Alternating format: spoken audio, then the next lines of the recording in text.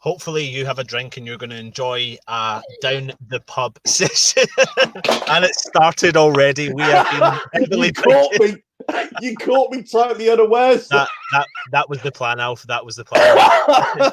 Oh, we're trying something off the cuff. We're trying something off the cuff. We're going to try and bring you a bit of banter. I've got my drink at the ready.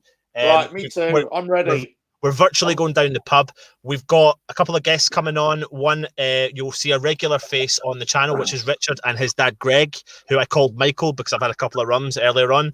And our special guest tonight is a Mr. Certain Ian Bishop. Ian, thank you very much for joining us. Listen, has everyone got a drink in their hand? Hey, cheers. Cheers to you. Cheers. That's right. So, as I've said, guys, this is a kind of episode of Down the Pub. It's virtual. None of us can go to the pub. I'm missing it. I don't know if you guys are missing it as much as I am. Big time. Absolutely. So, we'll just get straight onto it. The whole point of this is just to have a general chit chat. But I suppose, Ian, we've got you on. It's not very often you can come on all these kind of shows. You probably get asked all the time, probably by us as well, quite a lot. So, first and foremost, what a crazy, crazy world we're living in right now. What's your take on the current situation and what the Premier League football and everything should maybe happen? Well, my own personal situation was I was in England a couple of weeks ago. I had a trip planned, and it was the trip of a lifetime. I was landing on the Saturday morning of the Arsenal-West Ham game. I threw my bags in. I went straight down landed about 7 a.m. I went straight down the Emirates, watched West Ham versus Arsenal in the West Ham end with the fans, it was completely crazy. You know, it was out of this world. It was. I know the result didn't go for us, but I went outside to get a beer about 5 minutes before half time. And I came back in on the 54th minute. I think we took 150 selfies. The fans were singing my name, and just couldn't get back in. It was crazy. It wasn't a good start. I should have known what was going to happen, actually, because the very next day City lost the Manchester derby. So it wasn't a great start for me personally. Yeah. The following week, I was invited down to the Bournemouth Palace game on the Saturday, which I was going to do some interviews and then I was coming back to London for West Ham Wolves. That was the Sunday. The Monday I was in Liverpool for Everton Liverpool, and the Tuesday I was in Manchester for City Real Madrid, and then coming to Tottenham West Ham on the Friday, and then fly back Sunday. That was the trip I booked. 6 stadiums. Wow. Six different. Oh, that would have been incredible. Yeah, it would have been. And then this thing hits, and before you know it, everything's gone, and all the hard work getting them tickets sorted and, organising everything is just out the window. But, it pales into significance right now because of what's been going on. I've tried my best to stay upbeat and put a couple of funny, strange videos out and try. You can say that again.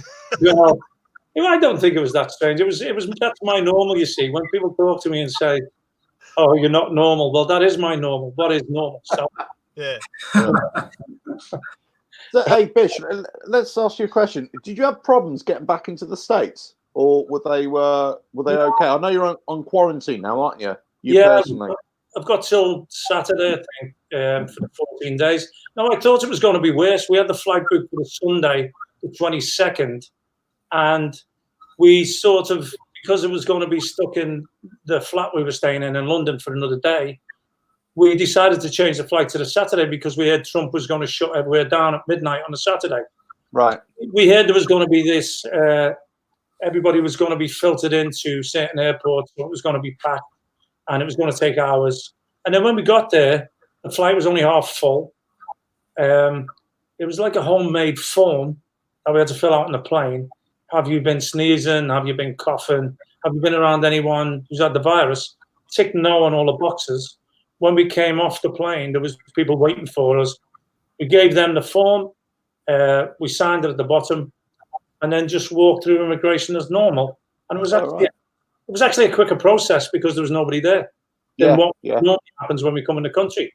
But obviously, you've got to adhere to, unless you're Jack Grealish, everyone else has to adhere to rules and regulations, Yeah, sure. Were you? I actually heard that his car didn't hit the other cars. The airbag went off a yard away, and then the car fell over on its own, and the other two cars got hit with the parked cars. Bish, were you aware of the situation that was happening though at the Arsenal game? Obviously, because the connection with the Olympiacos owner. If I was aware, I wouldn't have been there. Yeah, it's true. To be fair, yeah, valid. We didn't know Arteta had it. I mean, it was just to be honest with you. I mean, I said I have a podcast that I do now with my two sons called 5 Pints In, and you know, I've sort of said on there that they made my trip. It didn't matter what happened afterwards, just to get to that one game and not just be at the game, to be in the West Ham end with the fans and the way it panned out. You know, it made me want to come home. It really did. Yeah. What's the situation over there? Sorry, go on, Rich. You go. Sorry, Alf. I had a similar thing because obviously I live in South Africa, but in December I was lucky enough to go to Selhurst Park to watch West Ham Palace. And it was honestly the greatest experience of my life. Being with the away fans is really truly special. So yeah, that was an experience I'll never forget. And when did you go to Selhurst Park? 97. Yeah, I watched Rio Ferdinand playing and Ludo and people like that with fantastic experience. Yeah, so I mean, 20 odd years after, I mean, I had the same thing like that. Sorry, Bish? Don't remember that I was probably playing as well then. Yeah, you were playing with Ludo. I couldn't believe it. I was just going having a look at the 1990 season, and you got a really good rating, and you were playing with the likes of McAvaney and Clive Allen and Ludo and Dixie and everyone. And it must have and Trevor Morley. It must have been an absolutely wonderful era. Yeah. I mean, look, even look. I mean, round about that time, you know, promotion and relegation. I think I don't know whether it was consecutive for 4 years, maybe, or 3 seasons. And then we came up, went down, came back up again. So 3 seasons, really. Even in the relegation times, that dressing room was together. And we knew it was probably a feeling at the time that we were probably too good for the second tier, just not ready or good enough for the top flight. And then, I don't know, the semi-final was round about that time in 91 as well, which when well documented, I've never seen or known fans like it before it or since, even to today. There's never been anything. 4-0 down. Really, and that's it. And that is literally like it's as simple as that. The best away like fans that you've had experienced. Yeah, without a shadow. Don't get me wrong. The Man City fans. I was lucky enough. The fans of Man City and West Ham, long suffering, similar in so many ways, so loyal. You know, like if I go to Man City, the time that they went down, just as I signed, they went down to the 3rd tier. They were on the way down, and I left West Ham after 9 years, and it would have been the only club I would have left West Ham for. You know, they said then we've had enough. And I remember going back because it was my second spell. I'd been there 9 years before, and they said that's it now. We're not going back. Never going back. First game of the season, Blackpool at home, full stadium, and wow. they're just so alike. And I swear I have a picture when City won the Championship, won the Premier League, West Ham at the Etihad. You know, the final game of the season. I have a picture of me, and I didn't know it was being took. And I'm staring at the West Ham fans after the game, while City is celebrating. No West Ham fan left the stadium. They stayed to applaud Man City, and I'm crying. And I didn't even know there was a picture being took. It just got to me like that. Yeah, I was stuck in the middle of both my teams, or both my main teams anyway, and this was going on, and it just epitomised it all for me, you know. Bish, before we try and get into a bit of kind of banter, etc., just what's your current take on the Premier League? You know, where are you at with the Premier League right now? Should we finish the season, or what? Where are you at with it all? Well, you can't give Liverpool a title officially because you're going to have to relegate. You're going to have to relegate teams. Don't get me wrong, Liverpool are champions. They have to see it through behind closed doors. I feel get all the games done. Doesn't matter how quick you do it. As soon as everybody's safe enough to go, I know fans will hate it, but at the end of the day, it's going to be worse in the future if it does get played later on. Just to have the supporters there, it's going to be a mess. let's get it done in whatever way. I can't have players complaining, today's players, that it's going to be congestion and what about injury and what about, it's your job. If somebody says, go and do your job, go and do your job. Yeah. At the end of the day, it's the best job in the world. I would have played games every day instead of training. There was none of this, and I don't want to harp on and go back and compare because you can't. Yeah. I just feel that's your job. Get your job done no matter what it says. But I think it should be done and finished behind closed doors for Liverpool's sake, for the teams in the relegation fight, for the teams that are going to be coming up or having the look at Brentford. Brentford could do a Bournemouth. You can't stop that from happening. So it's got to go ahead. You've got to give the likes of Fulham, the other teams that are up there. Who is it? In the West Brom. Well, Leeds, West Brom, Leeds, yeah. Forest are there as well. Leeds and West Brom are sort of in the automatic spots now. Leeds, how long did it took them to get this opportunity? Yeah. Well, they had it last season, I know that, and fluffed it. But it's got to be finished in my eyes. And look, at the end of the day, we all want to watch it on telly, whether there's fans there or not, don't we? We need some footy to watch. Yeah. The main reason, but if it detriments next season, so I think Tony Cotty actually tonight put a tweet out again. He said something along the lines of, it doesn't matter, like what you said, Bishop, when the season has to get restarted, even if it's December, the season must get finished. Are we all in agreement of the similar idea? Yeah, I think as soon as it's safe to do so, we've got to try to get it finished. We've come too far now. There's so much on the line, as Bish said, for the teams coming up. The financial implications are massive. So I think it's got to be finished, one way or the other. I think you can have a situation where, as I said the other night, Ant, that you're going to have like a 2-tier system in that you're going to have it's going to be safe enough for small groups of people to be in and around each other, but they're still going to have a massive wait time until they have, big open air gatherings of people. So for that reason alone, you can't wait for the games to be played in front of a crowd because it could take way too long for the governments all around the world to decide, okay, yeah, it's okay for everybody to be mingling about with each other.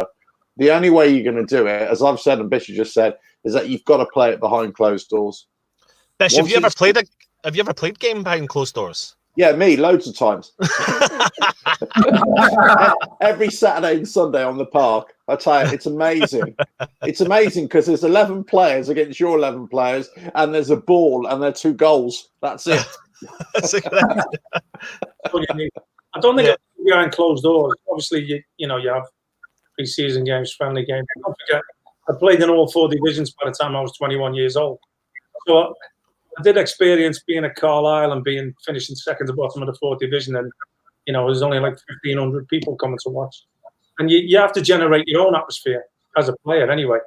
And look, at the end of the day, I know the fans play a massive part in the game itself, and sometimes they are the 13th man. But once you're on that field, you're engrossed in the game, and you should just be able to, as a player, just to get on with it. And whether you play a game at the training ground, at the end of your training session, you want to win that game. It shouldn't be any different. It's really strange circumstances, but the players, for me, have got to understand that it's probably the only look. Stop the FA Cup. I'm fine with that. It's far enough back. Stop the Champions League. It's still far enough back. Even though I was quite happy with the away leg victory for Man City and how it was going to be, but they've got their own issues with whether they'll, even if they won it, would be tarnished. Are they going to be able to play in it next season anyway? For me, it's stop the cup competitions now because I know financially it still affects people, but the league for me is the one you have to finish. And if it means forgetting the rest, then that's the important thing for me. Yeah, I agree. Yeah. Has anyone got any kind of first leading question? Well, before we even do that, what's your thoughts then, Bish, with some of the teams announcing that they're taking reduced salaries? In all honesty, I think every Premier League player should forfeit his wages for the next 3-4 months. Yeah, I agree. Yeah. You know, and I'm not just saying that off the cuff. But surely they've got enough money now to get by. It sounds freaking stupid, doesn't it? Yeah. Enough money to get by for the rest of their lives if they never got paid for the next 5 years. Yeah. So I think where you've got to take care of, you've got to take care of the lower league teams and the admin and the people who work at the stadiums who will still be back there when it kicks off again, but maybe struggling or in trouble, or, you know, you have to take care of them people that do the day-to-day stuff. Because, look, I feel I can say that about the players, because people always ask me, when the pay structure went through the roof, don't you wish you were playing today? I've never been a greedy person anyway. I think they should envy me not playing in an era through the late 80s, early 90s, where we had a life as well as being footballers. And we knew the supporters, and we could go to the pub and talk about the game, and nobody was snapping pictures of you. You know, just showing that we were normal people doing an incredible job that everybody would have loved to have done. We're just normal people. Now, if I didn't complain about their wages then, I feel like I have the right to say that they earn enough for them to either defer their wages, get it paid back later, maybe, or don't get the wages at all for the next 4 months. I'm sure they'll all survive. So the Premier League players, let's say if they say, okay, we're going to take a pay cut or not have any wages at all, where would that money go then, Bish? Well, lower club. Well, look, your everyday person who works at the club. I hear that people are getting, is it furloughed? People, I don't know, Tottenham or whatever. See, that for me, that's where it should go. It should go to behind the scenes, the actual running of the club itself. You know, the cogs and the people that keep it going for these players to go and strut their stuff on the stage. Yeah, that's where it should go. And I think Roma have also, if you look at the Italian league, Roma have just their players have donated, Richard, to the fans who are over 75 years old. Is that correct? Is that? I don't know if it was the players, but the club has put packages together for the elderly season ticket holders. For me, what's crazy is you've got the government now. I don't know exactly how it works, but subsidizing 80% of the wages of like the non-playing staff, and you've got Levy at Spurs not paying for his non-playing staff and allowing the government to subsidize that. Yet he's got players at the club earning so much money. It just seems absolutely ridiculous. Well, no, say take a 50% pay cut. That's fine. You're still getting £100 a week. Yeah, it sounds ridiculous, doesn't it? You're still only £100 a week. 50% pay cut for a lot of them. Look, if you're earning £60,000 a week, let's say probably the lowest paid players in the Premier League, let's say £60,000 a week, £30,000 a week, you think you'll be okay? Yeah, it's absolutely. You know, and save the struggling. You don't want another Berry situation. You don't want your Boltons and what have you. You don't. These clubs need to be there. You know, you look now, the young players. That's where the majority are. They have to come up through them clubs. It's going to have an effect if the clubs go under. It's an interesting thing you say there, because many people would argue, actually, why is it the players' responsibility? What about the rich owners of these clubs? Some of them were saying, actually, I think it was like either the top 5 richest clubs in the Premier League, their owners could support, them alone could support the whole football league, all tiers, for the next year or whatever, and they wouldn't even feel it. They wouldn't even feel the impact. So why should the players pay it when the owners of the club owners could pay it quite easily? I would imagine the club owners are still working, aren't they? They're still probably running day to day. The club's still going to function, or got to function. The players aren't working. Yeah, paid for not working. And I'm saying that to the next player, you know. I mean, look, I'll be totally honest with you. My highest salary at West Ham was £3,000 a week, right? It would have impacted me financially to do that back then. Yeah. You know, you don't pay your mortgage with 1 week's wages. You don't pay your mortgage back then. So, you know, it would have impacted, but today it doesn't. And I think they're all going to survive. You know, the owners, they don't get rich by giving the money away, do they? And if it wasn't for them owners, there wouldn't be the club. These players True. wouldn't have the age. So, True.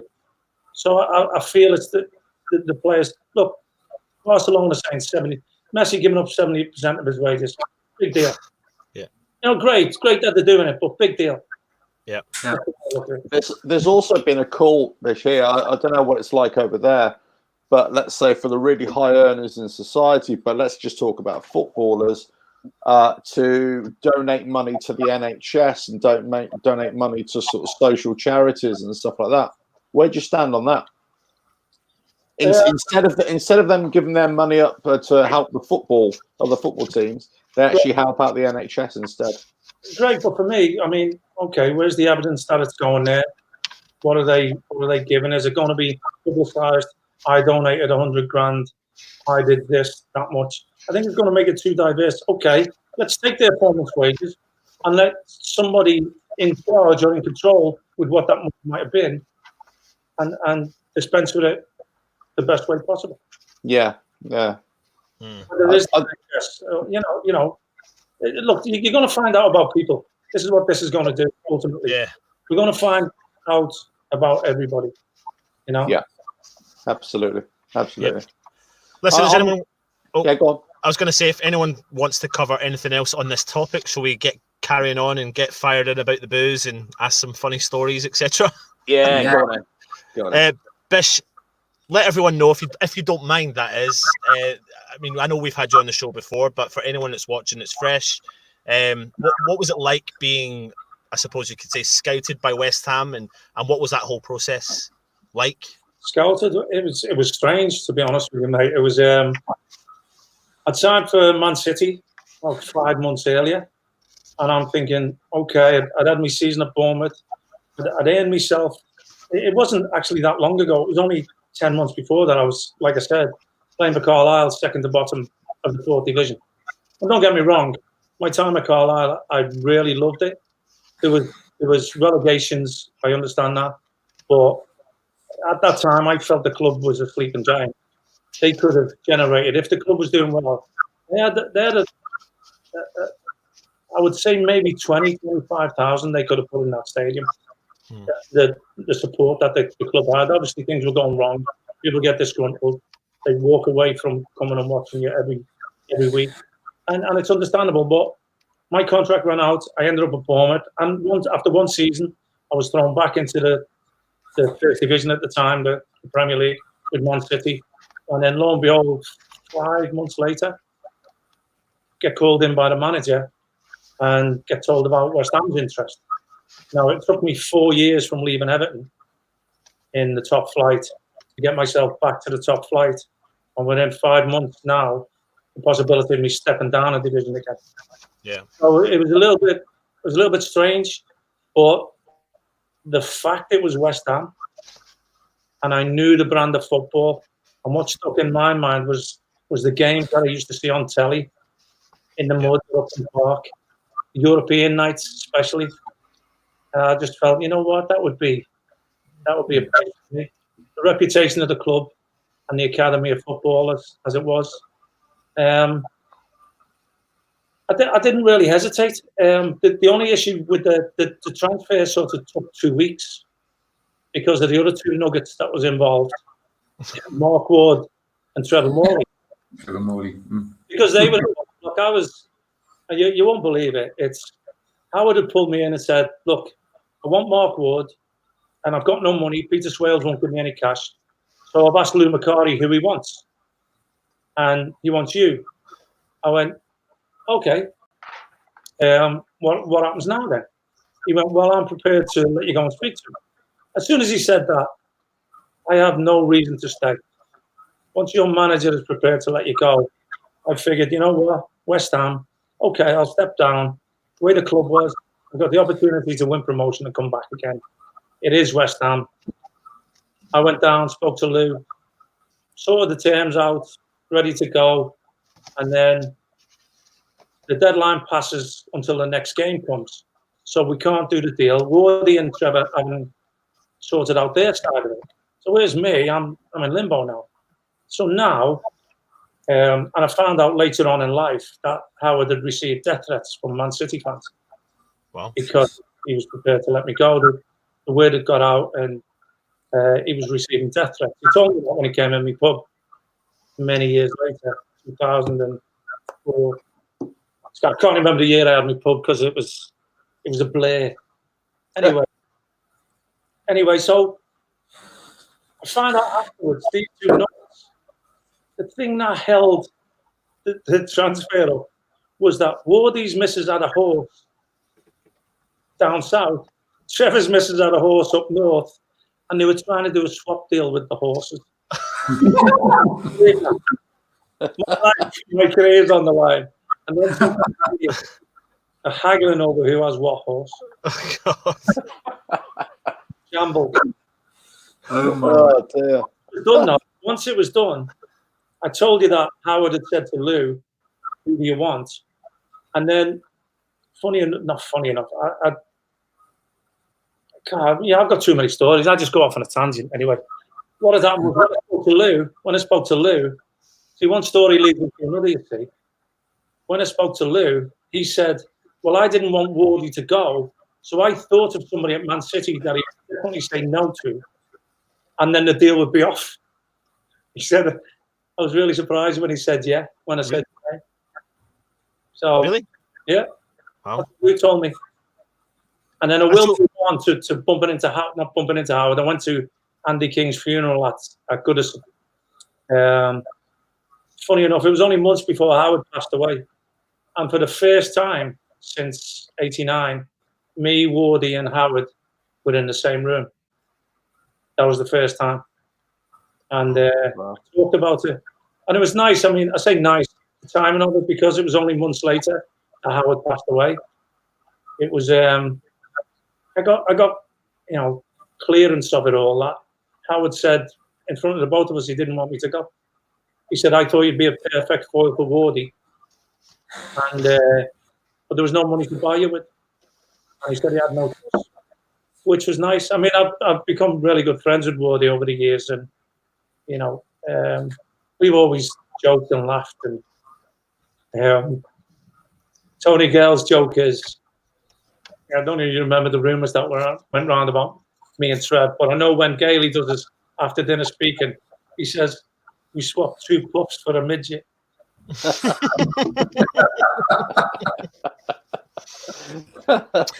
So it was Lou McCarry that brought you to the club.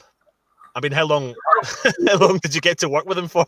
Well, funny, I got Mel Gibson sacked after 5 months, and then come to West Ham and got Lou fired after 3 months. Oh wow, yeah. The record was great. Yeah. So what was it like then? Obviously, who was in the West Ham era of your time there? Who was the best coach, manager? Well, look, I love Billy Bonds. I can't speak highly enough of the man. Yeah, he raised. Yeah. And I always got on with Harry. The Bournemouth time, he resurrected my career. He was like a friend more than a manager. When he first came back to West Ham, same again. He would just say to me, "Go and do your stuff. No instructions. No, I want you here. You mark him. Get in this formation, whatever." It was always, "Go and do your stuff." And that's what I loved about him. I mean, we had our fallouts like I have done with other managers, and especially later on in my career. It was the transfer of football changing, and I was like 32 and probably wasn't capable of changing, because I remember one time, because Harry was the start of the influx of the foreign players, and they were living a little bit better than we were. Not better, but different. Maybe they thought it was better, but we thought our way of living was better. And I remember Harry saying to me on the training ground, "Bish, why don't you just have a glass of wine with your meal like the foreigners do?" And I said, "Well, Harry, I grew up in a council estate. When did I have a glass of wine with my meal?" It was difficult. You could say it was old school. I love playing for Harry. Billy, after he left, it was sad for me. I phoned them up straight after and thanked them. And typical Billy, it's me that should be thanking you. And that was the man, Yeah. And Here's a random one for you, Bish. We've got loads of people watching the show, but there's one particular question that's come in. Were you ever asked to play a part in Brookside? no, but I did get my equity card. I was in something called Teenage Health Freak. I did a scene. Okay. I did a scene. Danny Peacock, you remember him? Yeah. He was actually in Prince of Thieves, Robin Hood, Prince of Thieves. He was.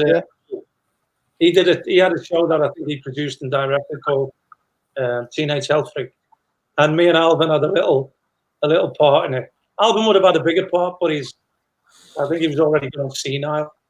He told to stand on this spot and say this one line, and he cocked it up about 40 times, and he just went, forget it.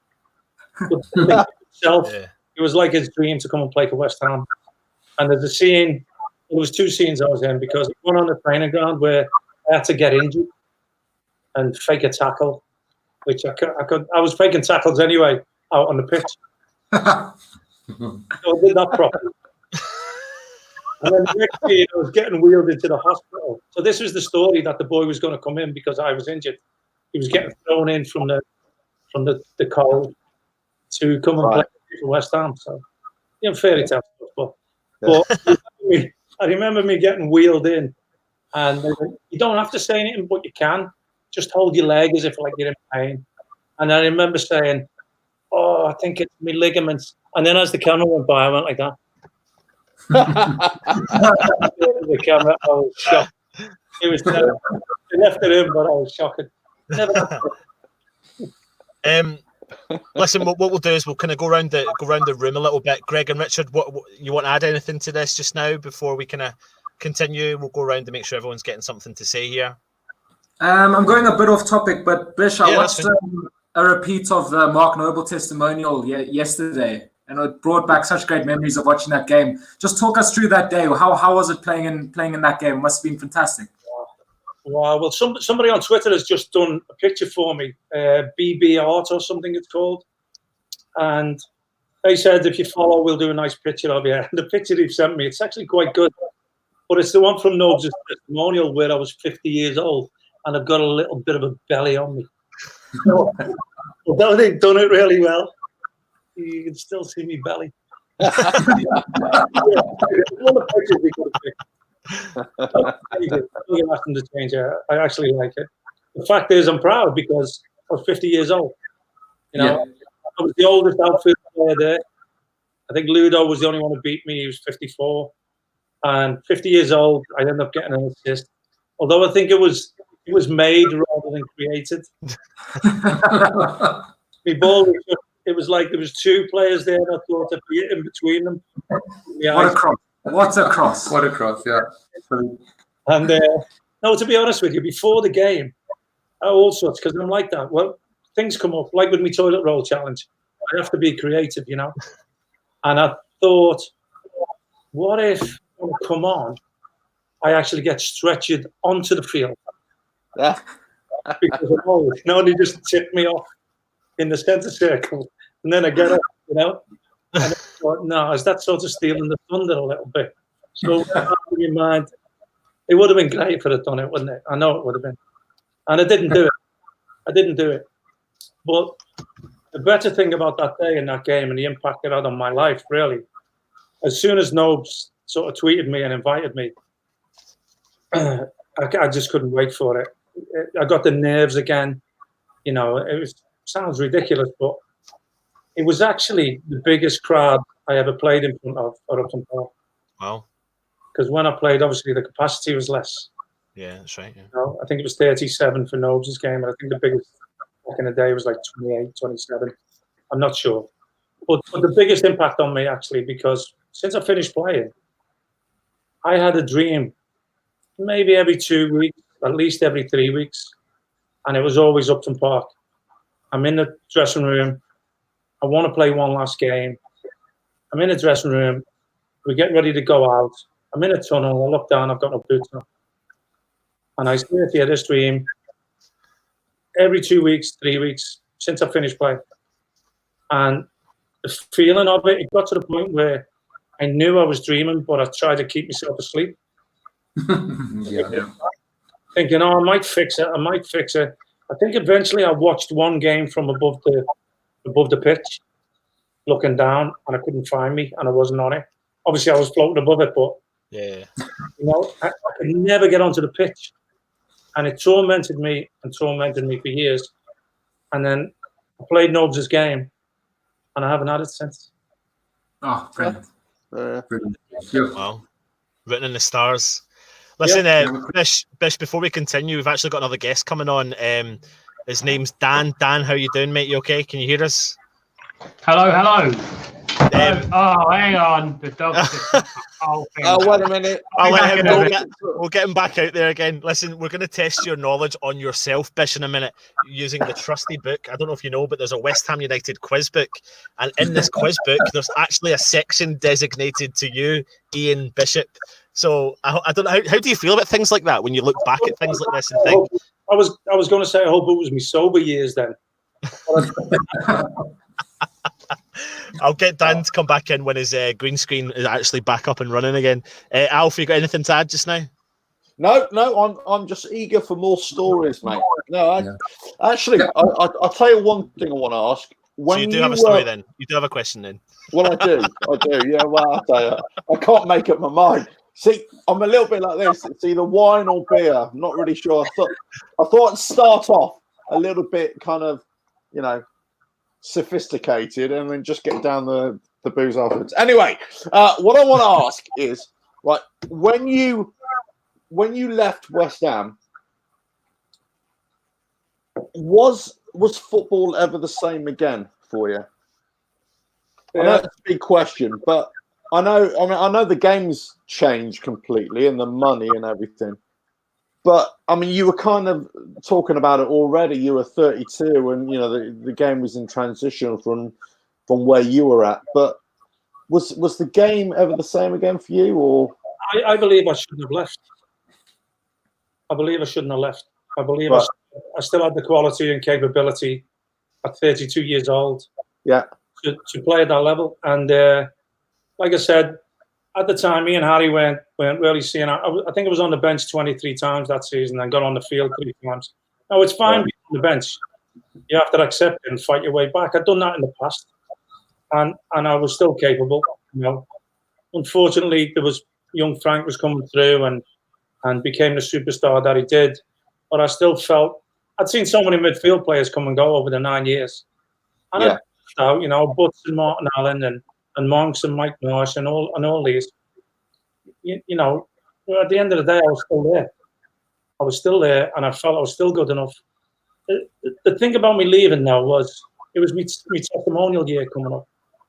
And because of the game changing, I think, well, I don't think, I know because Harry said it to me.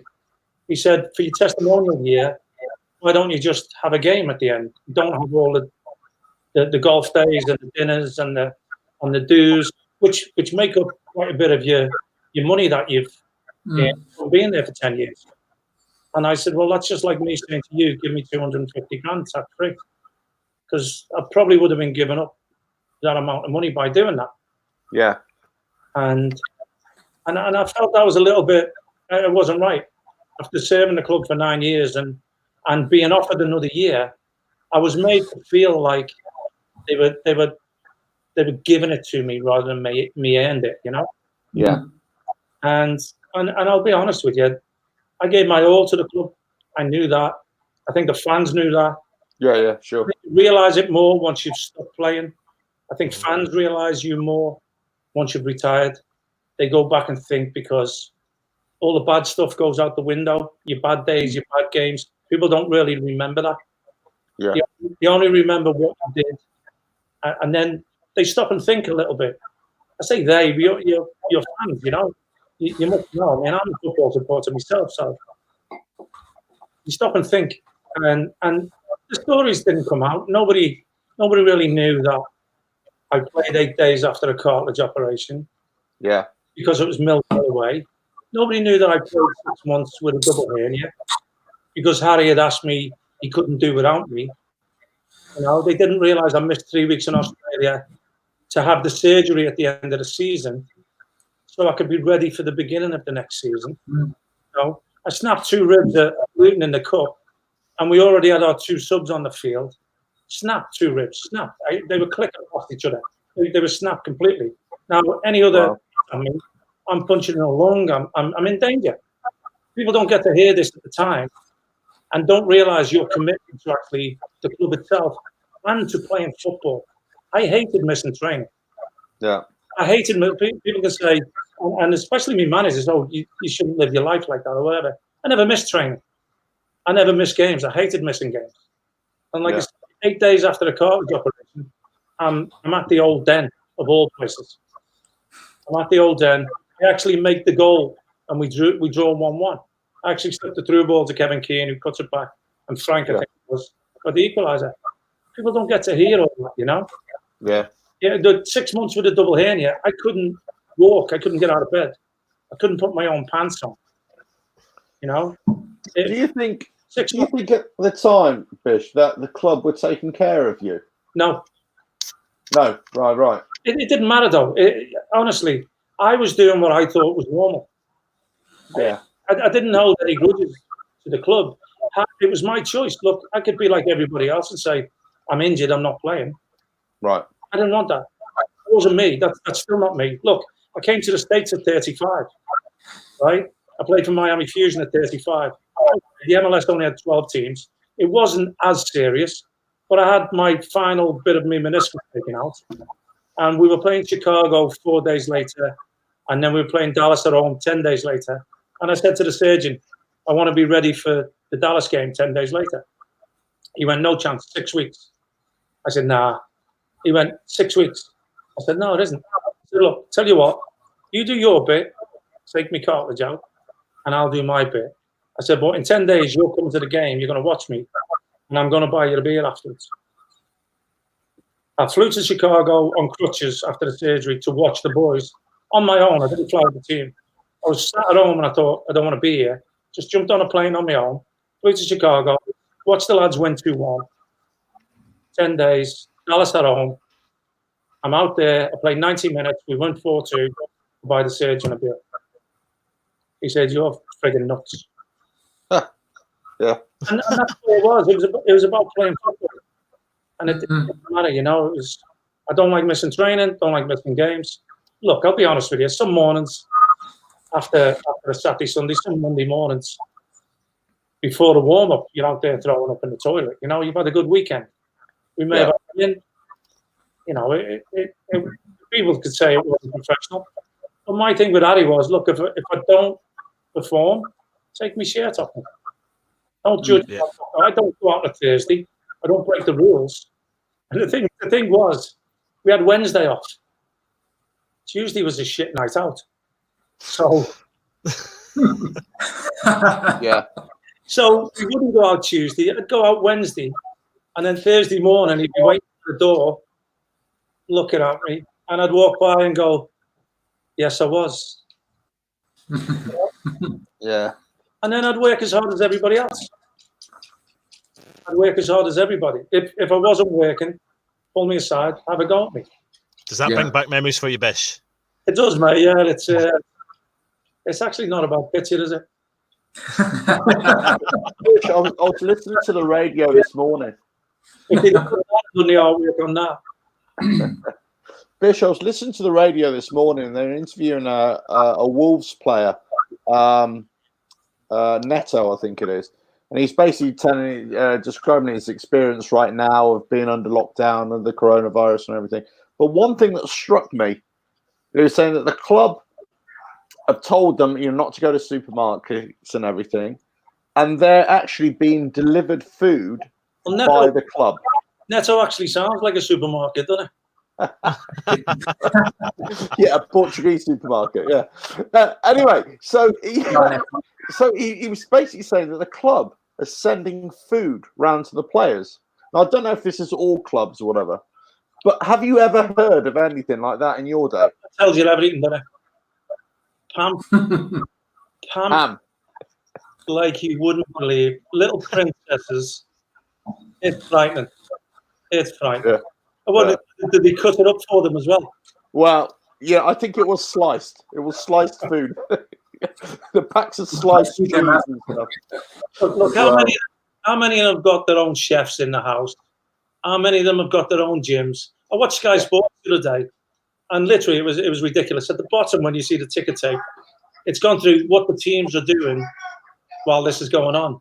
Arsenal training at home, Aston Villa training, waiting for a date to come back. So it literally had a different sentence for everybody, but it all meant training at home.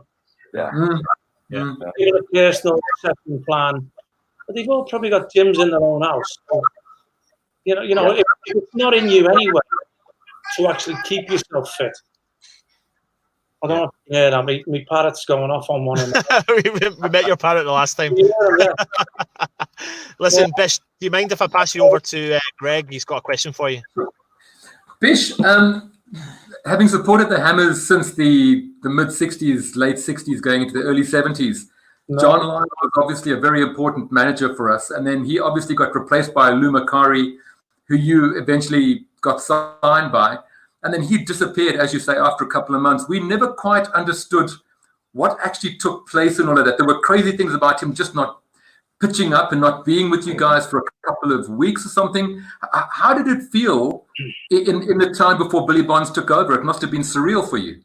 Well, what was the most striking thing is when I signed, I remember going to I think it was the Swallow Hotel at Waltham Abbey, which is where I ended up staying for about 10 months. It was a great bar in there. So I went and got a pint. I was sitting with Lou in the evening. I went and got a pint, and he went, you know what, you shouldn't really do that. Shouldn't really do what? What have I done? He went, well, drinking and what it does to your body. I mean, he was fine with you gambling, but didn't want you having a pint. So, I mean, the story within a couple of weeks was he tried to get the fat ones to go to a health farm. And they didn't want to go. So it ended up, well, one of the original chubbies, Georgie Paris, it ended up me, Trev, just signed, and Frank McAvenny, right? And so we're there, and literally it was a prison camp. Honestly, it was lettuce and apples. And what he said to me was, just because you're thin doesn't mean you're not fat. And he was relating it to racehorses.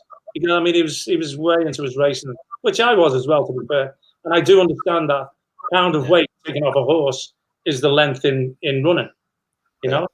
So I've understood that, but I don't think that applies to footballers, you know? Anyway, we agree. We go to Henlow Grange, and obviously being good scouts, we notice, before we go in the gates, we notice there's a pub just outside the gates. Okay. Didn't realise that the drive was like a mile and a half long. Anyway, he was getting us up at 6 o'clock in the morning to do this 5-mile run. 6 o'clock on apples and lettuce. We end up because you sort of gather together in the evenings. We were doing the 5-mile run. We were in the gym, really working the stones off us.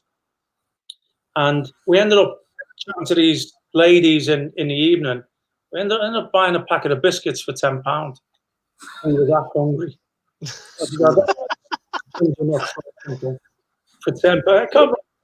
What woman sells you them for £10? Why not say what kind of ladies were they? Where were they working? And I know those kind of ladies. Frank hadn't called them up, okay? Oh dear. So anyway, God, we're there for what, 4 days, 3-4 days. I think if you remember, Lou was going through his problems with, I think it was the chairman, Hillwood, and some ongoing investigations that have gone on with, I don't know, taxes at Swindon or whatever. And we knew that was going on, but Lou had been complaining about a toothache the whole time we were there. Oh, me tooth, oh, I can't believe it, me tooth. And then on the last night, we had a hypnotist come in for all the people that were staying, and he put it on at the health farm. And so the hypnotist come in, he puts an armchair at the front, everybody's milling about, sitting about, we were standing at the back. And then he goes, right, has anyone got any pains, aches, or ailments? We went, yeah, he's got a toothache. They went, and Lou went, no, I haven't, no, I'm fine, don't worry. We went, no, he's been complaining for 4 days, honestly. You need to see him. Anyway, he gets up, sits in the chair. The hypnotist puts him asleep, and we sod off to the pub. A mile and a half. Got in the pub. The landlord obviously knew who he was. We had to stay behind. 5 o'clock in the morning, make our way back to the room, right? We literally have time to get undressed, get in bed, get out of bed, put our kit on for this 5-mile run. And then as we go outside, the owner says, "Oh, you've been left a note." So we read the note. "Lou, sorry lads, I had to leave at 11:30 last night." Woke up at midday, drove back to London.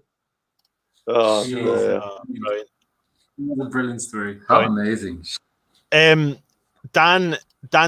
back. His dog's not causing him mega problems. Hey, Dan, Dan. mate. He's here. Lads, yeah.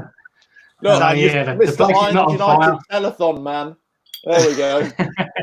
And before you get cracking on some of the quiz questions on Bish on himself, you got anything you want to discuss? Oh, hello lads, all right, Bish. Hello, Charlie. I can hear you in the background. Hello, everyone watching. Yeah, the dog sent the lighting rig over, nearly set the place on fire, but we're all right. Yeah. Where's your beer? Yeah, have you got your drink? No.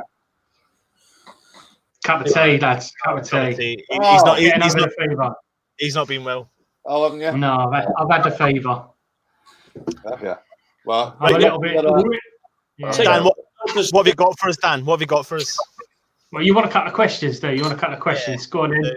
Right. We'll do this for everyone, not just Bish, because can't put him on the spot being a guest. But in '89, Bish made his debut. Who was it against? Oh, come on, who's going to be first? Well, I have got the book and the answers, so I won't guess. Yeah, no. Man, you. That's guessing United. I think it might have been. Was it Leicester away now? It was Leicester City, yeah. Leicester. I was It there. was Leicester City, yeah. Go on then. We'll have one more. Ding. We'll have one more. I'll be honest. I wasn't. Go on. I wasn't sure. Go on, Dan. In the 1991 FA Cup run, you scored 2 goals. Who were they against? Sure. I'll let you have a go first, fellas, because I know. Yeah. When you don't score many, you remember them all. Oh, wait a minute. I think I got this. Hold on. He's Googling. Stop Googling. He's Googling. Look at his screen. Hold on. I don't know. Wait a minute. Someone take a stab in the dark. Go for it. One team. One was actually a header. So you actually, I was going to say you do remember them, Bish, but of course you remember them. Give us a clue, Bish. Give us a clue. I've got the question. I haven't got the bloody answer. I'll tell you what. Someone's got it in the chat. I can give you. Kent Hammond. You ready? You want it? Yeah, go on in. Yeah. Aldershot Yeah. in the replay. 6-0 and Luton. Bosh. Brilliant. Well done. Well done. I'm congratulating you on questions on yourself. Yeah. You still got your memory. Well done. I remember. Bish, what is your best memory at West Ham? Oh Jesus! Leaving.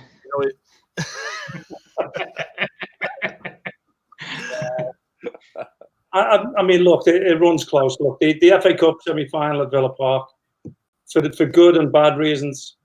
Obviously, the way the supporters was. Look, for that nugget Keith Hackett to ruin this little boy's dream of walking up the steps at Wembley with a captain's armband on.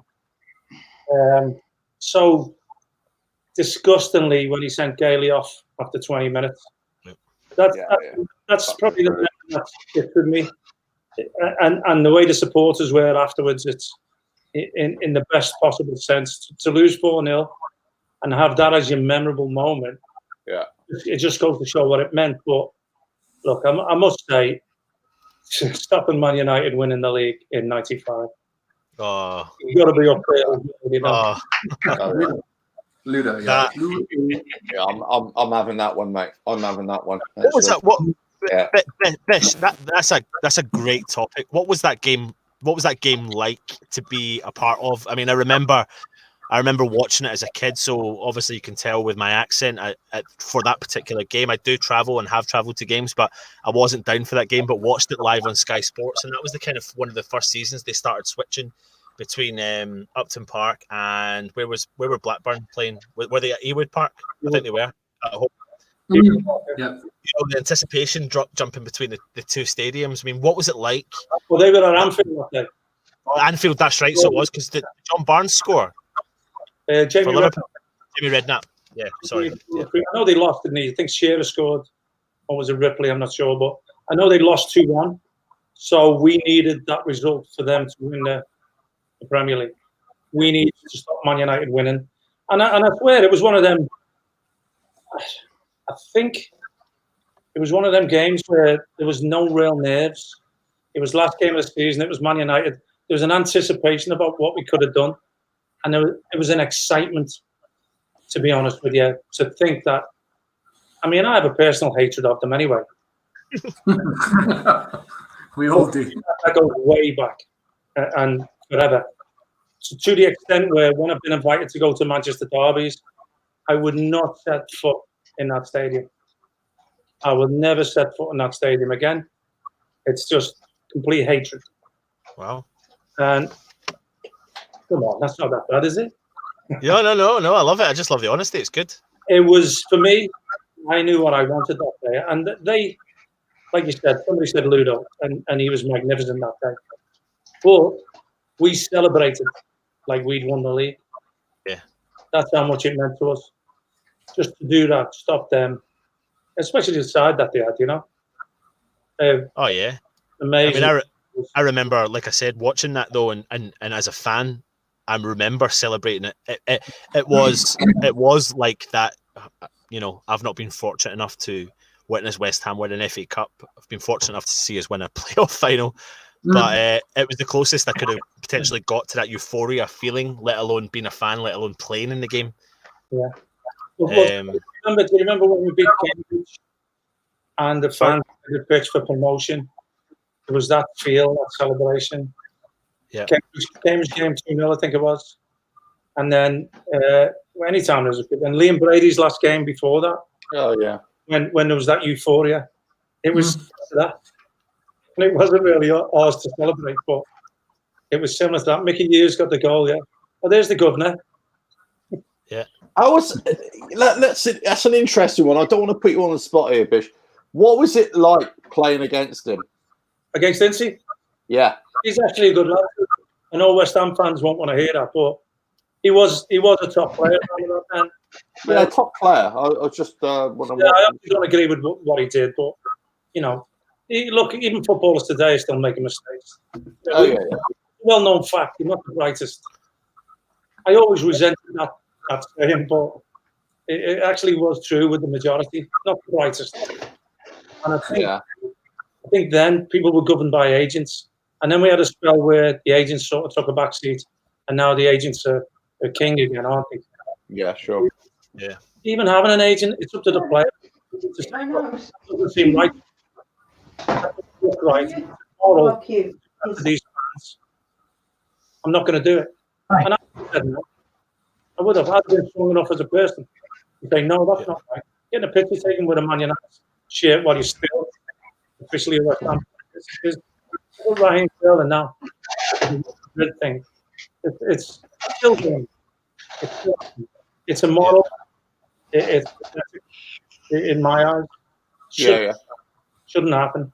But look, he was a quality player, and whenever you play against players like him, I mean, you look at that generation. I had the chat on my podcast with me two boys yesterday, talking about, and you forget how many good players there was at that time. You know, sure. I had a phone call today from Jamie Redknapp, and then I go back into my archives. I think, you know, me and Jamie, you forget how many good players you came up against. You know, it was a good team. The 90s were, for me, Probably, I know I regard the 70s. Okay. Discuss that picture. Well, I was asking him to calm down. You're asking him to calm. I was asking him in Braille, though. Honestly, look, to be fair to him, I think he was only 19, 20 at the time. So Yeah. I was picking on a youngster. The thing was, he sort of ran across me and didn't do anything but sort of stumble into him and hold him. I sort of held him. He started swinging out, and I sort of stopped him swinging out.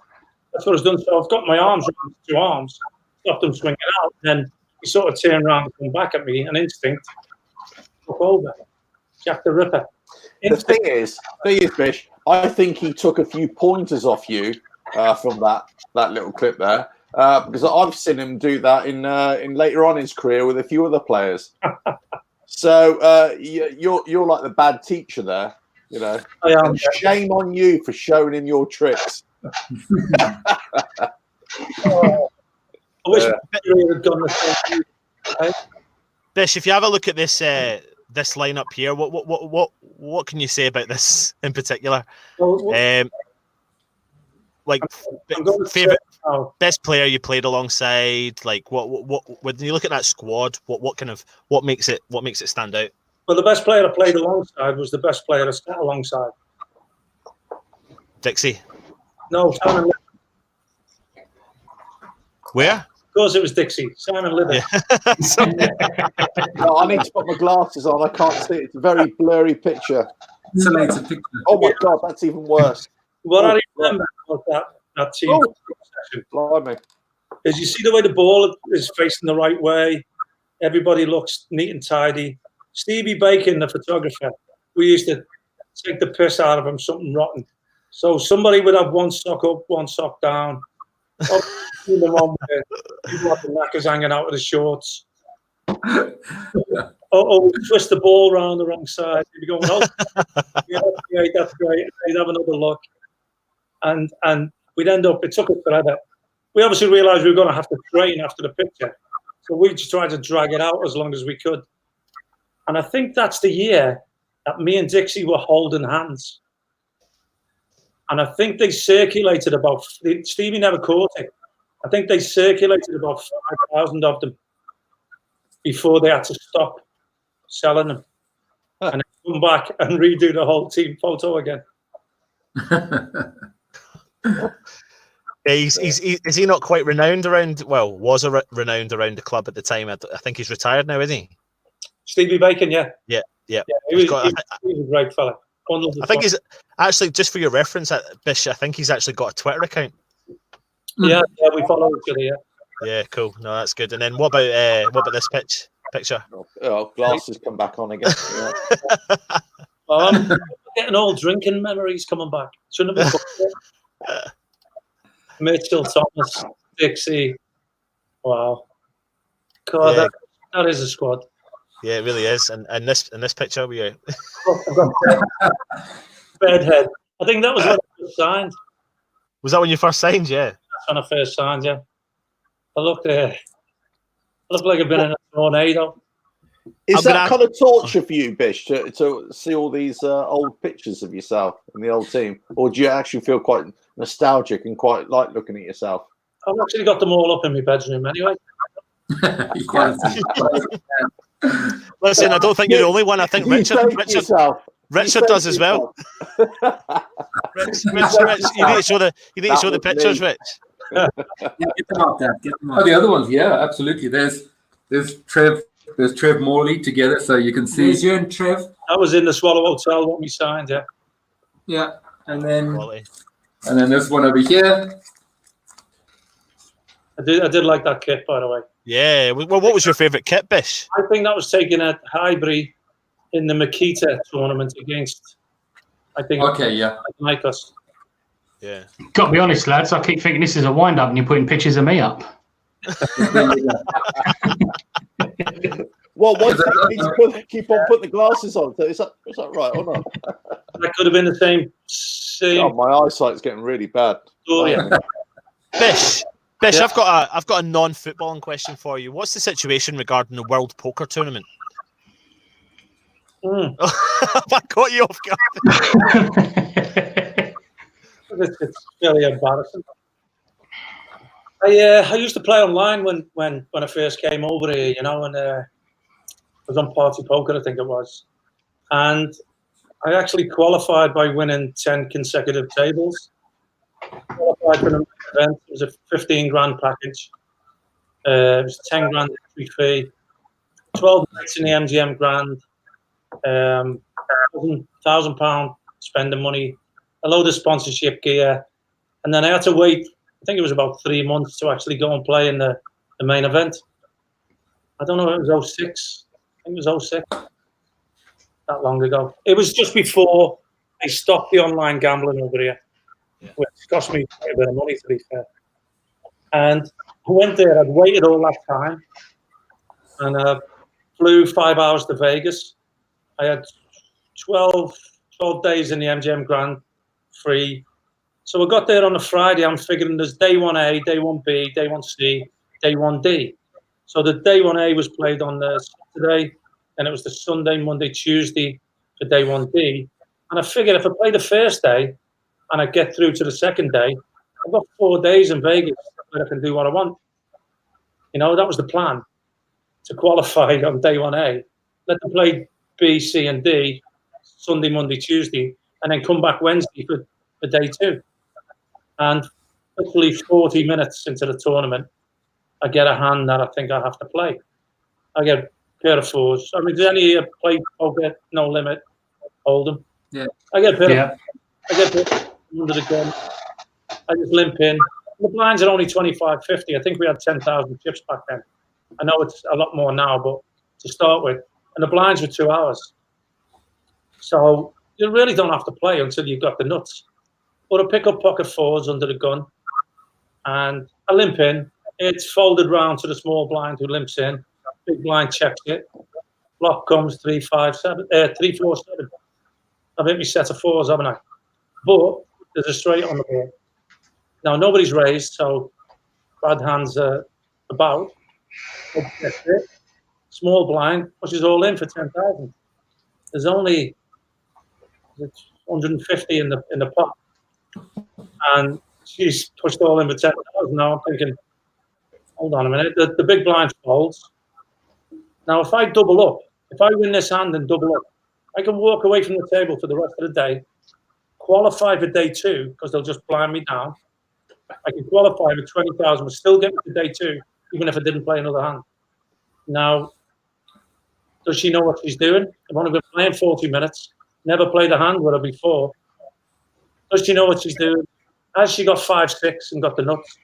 Even if she's got the nuts, I can pair the board and get a full house. What am I here for? I'm here to gamble. Call the all in, miss the turn, miss the river, I'm going home. Oh, no. Yeah. Thing was, I changed my flight. Sure. I flew home that night. I had another 3 nights in the MGM Grand. I didn't want to hang around Vegas because everyone's going to be talking about the main event, and I'm already out. I didn't want that, so jumped on a flight back. It was a good thing because the day I got back, I bought into a $150 tournament. There was 1,090 people in it. I finished second and won 30 grand. Oh, okay. So it came out okay. Not so million in the main event. So you can't do online gambling anymore then over in the States? I think there's certain states now that you can do it, but not Florida. Oh, right. Okay. Yeah. I don't know whether they're catching up yet. It might be a good thing, though. Yeah. Maybe up the streets. Listen, I need to go. I need to go to the toilet, so I'm going to leave you in the capable hands of the rest of the lads. I'll be back in 2 minutes. Right, Dan, go on. Yeah. Another question for us, Dan. Come on, I'm ready for you this time. I'm ready for you. Come on. No, I'm ready. Go on. No, I'm not going to do it when you're ready. I'll leave you to wait. All right, go on then. I've got my glasses on as well. Look at that. Look at that. I'm too busy on the chat. People saying that Bish could be me dad, and I'm just replying that I've always thought it could be Christian Daly. So I'm a bit confused now. Probably not as confused as my dad is right now, but he probably sang it, so all fair. All right, Bish, this is for you. This is my impression, right? See if you can guess who this is. Oh. Is it Wallace and Gromit? Wallace and Gromit. What do you want about Wallace and Gromit? What do you want about? Before you put the glasses on. There you go. You see? You're the man. You see? Exactly. God, the rest of you, useless. Bish, you're the man. You see? Exactly right. Right, Dan, Quizmaster, come on. Give us a question. Because I'm running away with this quiz.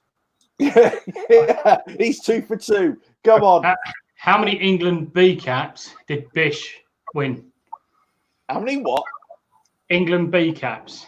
Not enough. It's close. It's close. Jeez. Go on now. Why didn't he play for England? I want to know why he didn't play for England. So I'm not worried about B cap. I'm worried about what England. Did you just say?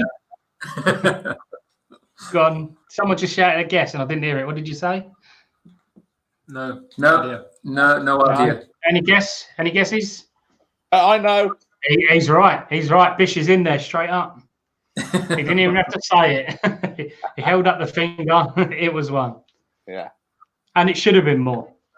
Yeah. Thank you. It's not easy for me to say that, but no. You know, there's no prize. So who was it against though? No, I'm not that good. What continent? No idea. I don't know. Now you're putting me on the spot. Now I know how Bish feels. And I wasn't even there. Is it Spain? I'm on the fence with that one. That's your clue. You're on the fence. On the fence. Scotland. Mexico. I'm not taking any sides, okay? France. Oh, France. Okay. No, that's my guess. I don't know the answer. There was a fence, there's a Hadrian's Wall, and that's about it. Thanks. That could be anything. I'm not taking Italy. Fencing, Italy. I don't know. I've got to Google it now. That's cheated. Put us out of our misery. Come on, Bush. Put us out of our misery. I'm not taking anybody's side. Switzerland. That's a good one. Okay. Sure. Bish, what's your best ever goal for West Ham? Sorry, I just jumped in here, but I am a little bit drunk now. I'm not going to lie. You're Scottish. She's expected. Bish, your best ever goal for West Ham? The first one. You know what? It's got to be your very first goal. Come on. My first goal was a header from 2 yards at West Brom away. But it's not glamorous. Forward fail away. The left foot, 30-yard top corner, which was significant in the promotion push. Or there was Blackburn, where I've pinched the ball in midfield and then I've killed it in the top corner with my right foot. Yeah. I think them two. Yeah. Sure. Yeah. What's Bish, you've also, like I said previously to everyone else before, you've been on the show before, but you told us a really good story about you staying in a hotel room and Redknapp had you kind of under the whip and all that kind of sort of stuff, and it was involving a Guinness or something. Oh no, there was Windowsill. I also remember the story. I think is that the one where? Well, I used to share a room with Dixie, didn't I? Yeah, that's the one. Daniel, like a half bottle of Jack Daniels, the same little. It was a bottle.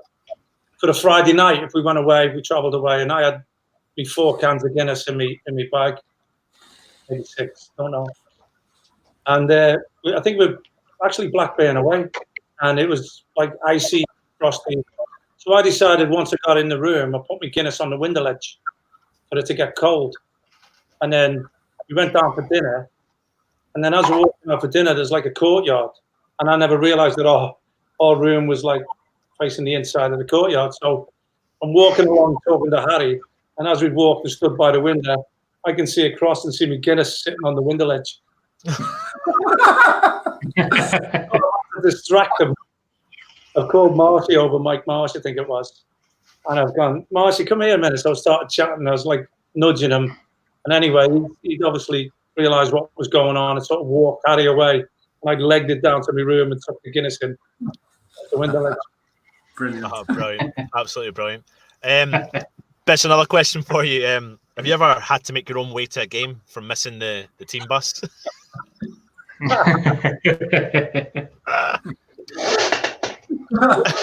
know, my job's going to be shit after all this because everybody's got to do everything. Yes, I did. Do you really want me to go in it? If you're happy to, then Yeah, you know, it was just a little white lie. Little white lie. I was me and Johnny Upton were doing a radio show in London, I think it was, and it was on a Thursday, which we never went out on night. But we went out this Thursday. Me and Johnny had a couple of scoops, a couple too many, and we were actually leaving the Friday morning and then training when we got there. It was actually Man City away, of all teams. Mm-hmm. And, oh dear. I woke up too late to the notion that, oh shit, I missed the team bus. And then next thing you know, my phone's going. It's big Johnny Hartson, who's obviously made the team bus. He's on the phone to me saying, "Where are you? What have you done? What's happened? Where are you?" I went, "Mate, I've just slept in. Why? What's happened?" He went, "Well, Harry's not on the bus. Frank Lampard Sr.'s on the bus, and he's going mad. He's calling you all sorts." And I went, "How do we get out of this?" He was like, "Oh, I don't know." So, I mean, at the time, my wife was like 2 weeks away from giving birth to our first. And I thought, I can't use anything else. So anyway, I went, put the phone down the bus and let me speak to Frank. Anyway, so Big Johnny passes the phone to Frank. And Frank goes, "Where the fuck are you?" And, you know, you're done. I went, "Hey, hold on a minute. Don't you fucking have a go at me. I've been at the hospital all night."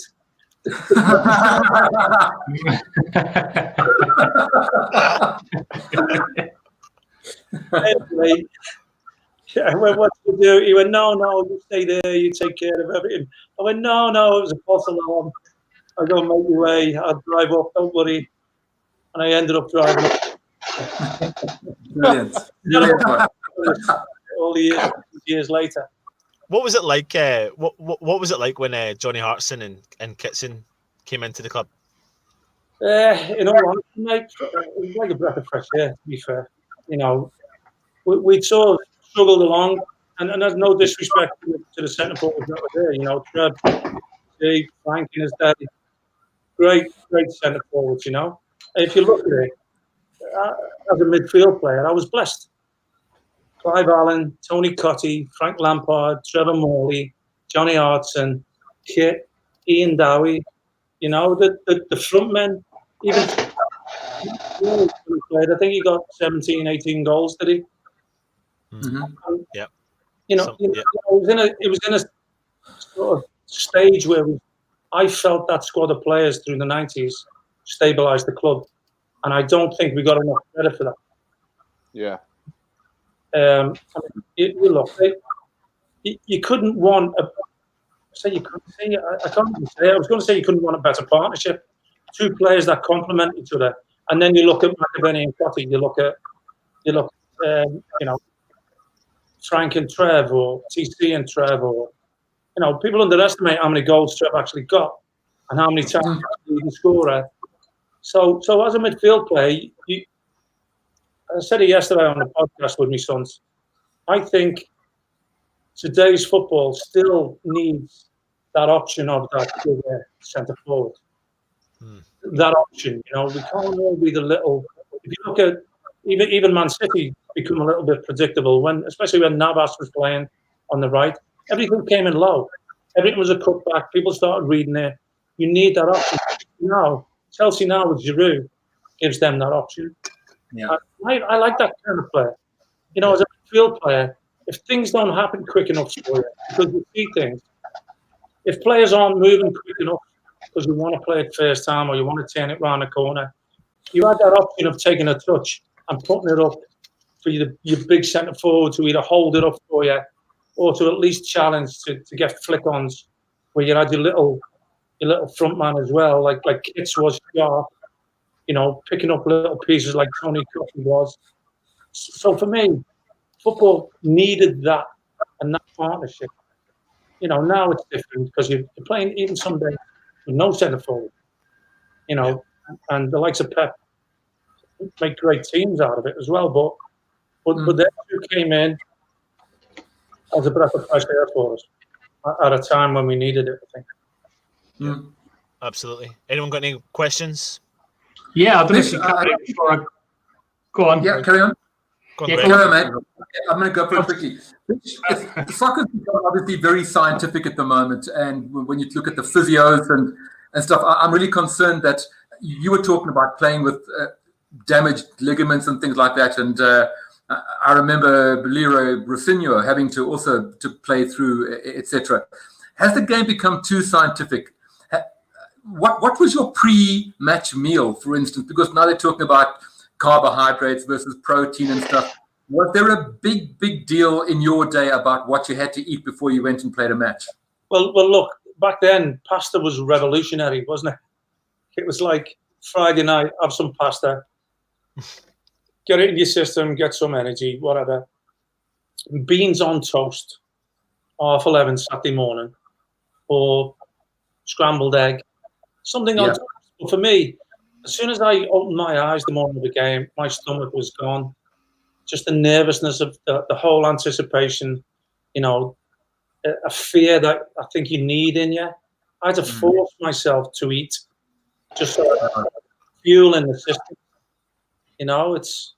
I think people today, and I don't know 100% because I'm not involved in the game, a lot more blasé about the whole thing. They're given a diet or whatever, and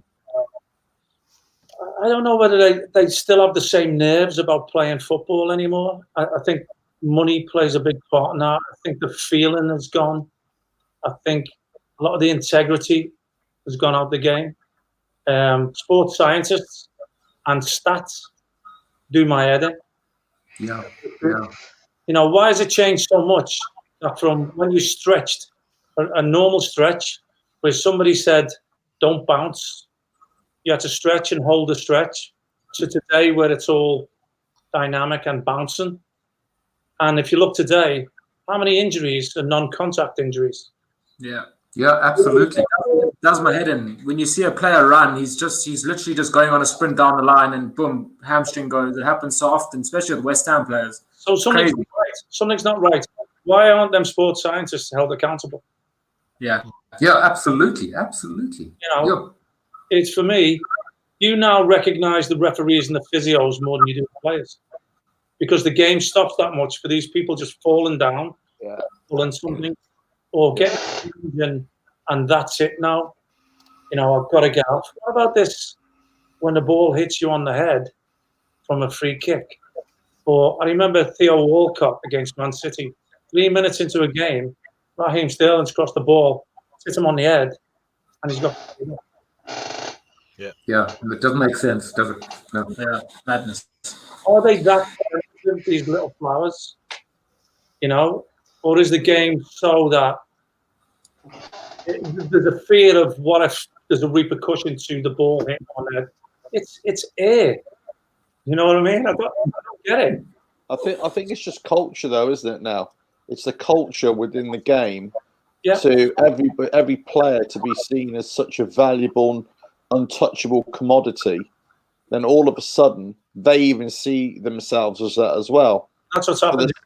So the slightest little nick, the slightest little tap that they get, all of a sudden they have to say, right, hold on. I've got to make sure that I'm absolutely 100% right here before we go on. And that's what happens. They're paralysed by it. Yeah. Because the new breed of supporter that accepts that. And it's not going to get any better, is it? No. What is the game going to become? 20 years ago when I played my last games, these players today in 20 years' time, what are they going to be complaining about? Like we're saying the game's gone soft from 20 years ago. Yeah. Players today in 20 years' time are going to be complaining about it. Yeah. It's become, some days for me, it's become unwatchable. Yeah. No, I agree. I think the older you get, you probably feel that. You probably feel that as the game. You kind of, to a certain degree, you fall out of love with the game.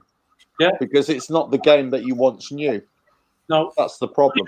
It's not the game that I want to see. Not that as much that I want to see, because don't get me wrong, sometimes when it explodes into life, it's phenomenal.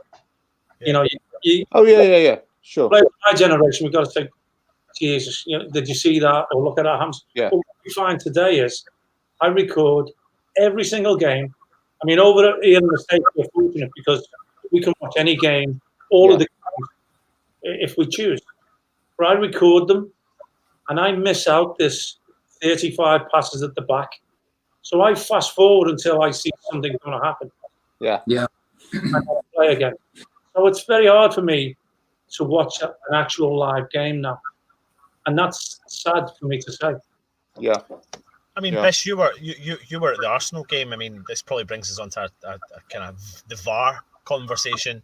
I mean, think about that for an example. I mean, how long did it take for them to actually come up with the fact that was going to be a goal or not? You know, what's your opinion on VAR, and in particular, how did that impact your experience watching the game? Listen to me podcast. We have a name for them. They're called VAR souls. Me and my two sons.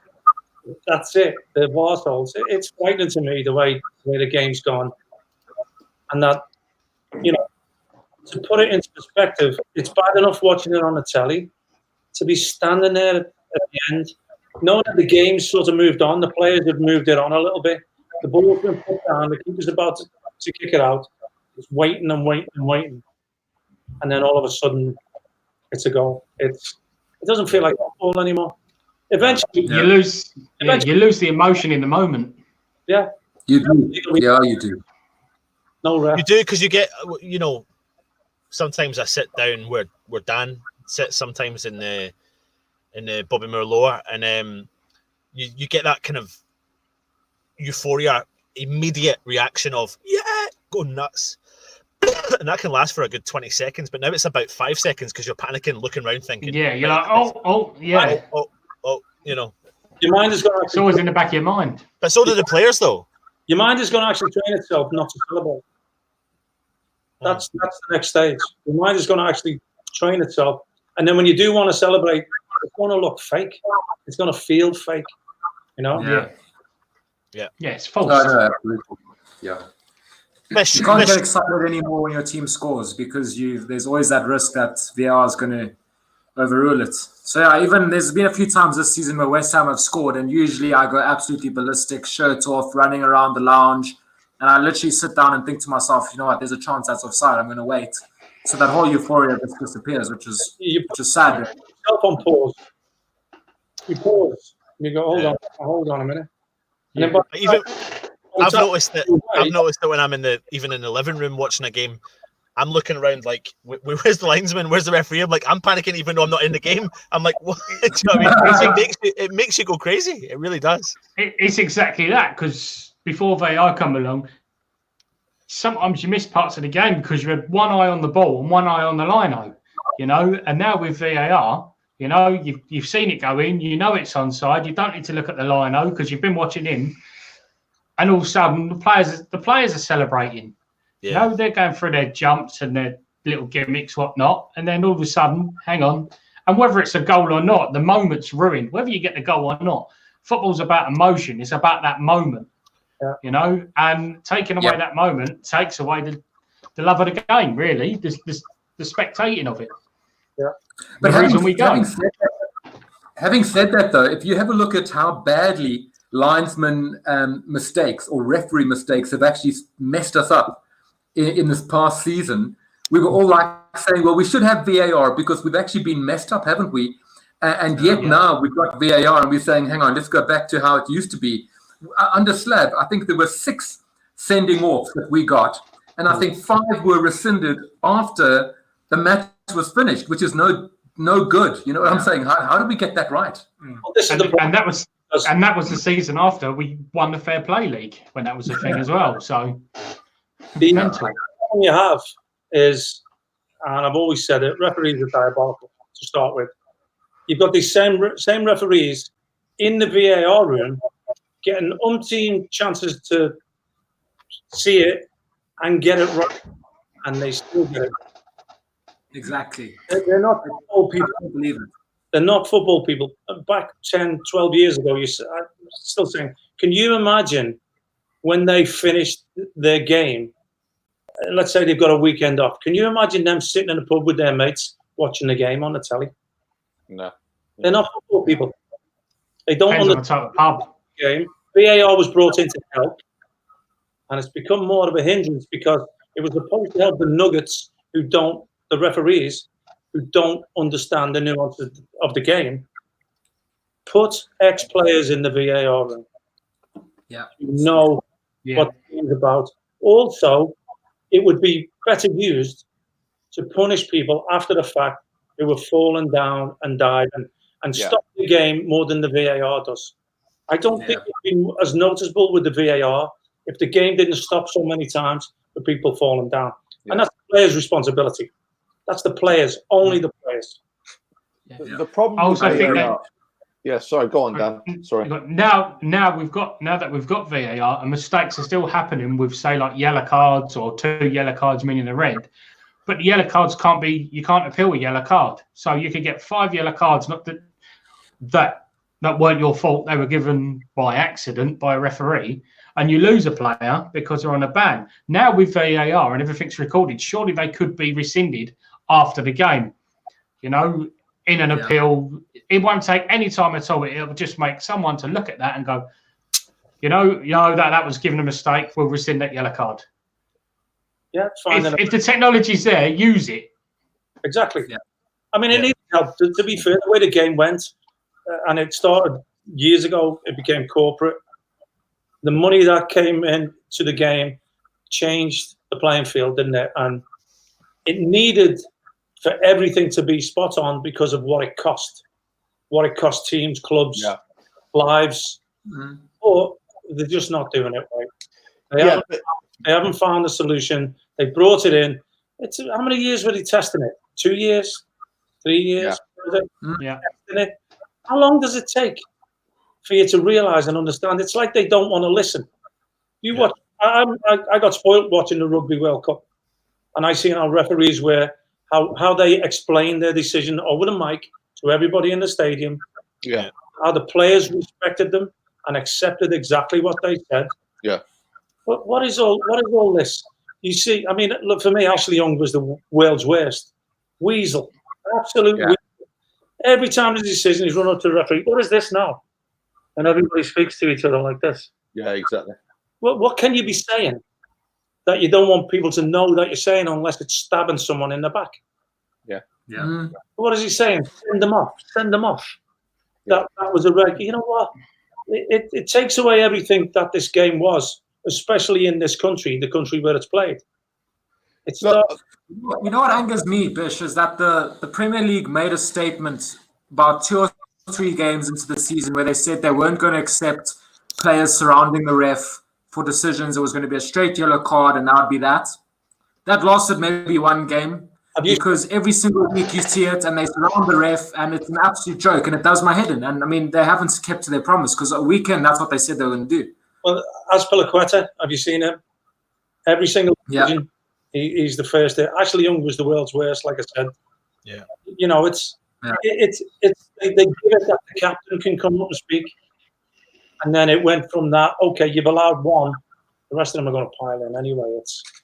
The discipline is gone. Like I said, integrity for me with players and players. You're going to fall down and cheat somebody and wink when you're on the floor. When I talked earlier of saying how stupid players must be, there's 30 cameras on you, and you still want to tug someone's shirt and say you didn't do it. Are you that dumb? Yeah. Well, that's enough. Do you disrespect the system that much that you think they're stupid they're going to let me away with it anyway. See, that's the other thing with the VAR there. When there's a foul occurs and a player's on the floor rolling around trying to win a penalty, VAR they take 20 minutes to look at it. They come back, no penalty. Then surely that player that's been rolling around on the floor clutching his knees should be then booked for simulation, but it never happens. No, it's a penalty or it's simulation. But you look, the best incident that for me, when Son caught Andre Gomez at Everton, and it was a knock. I don't believe he's what refs don't know. They've got to know the player as well. He's not malicious in any way, is he? Yeah. You know, the ref doesn't take into account that it could be an accident. It could just be one of them things that happens. But the fact was, 2 minutes before that, Son dove for a penalty.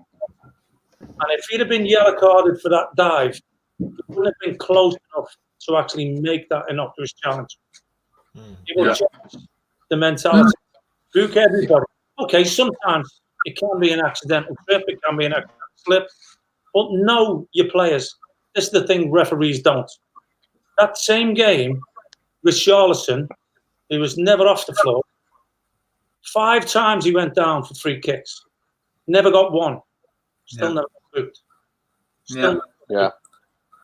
Inconsistencies are just that's what just drives me mad. The inconsistencies. I mean, Bish, obviously things have changed with the managers these days, but in your playing days with West Ham or Everton or Man City, did managers ever say, you feel a tug in the box, go down, fall down, whatever this was? There any of that?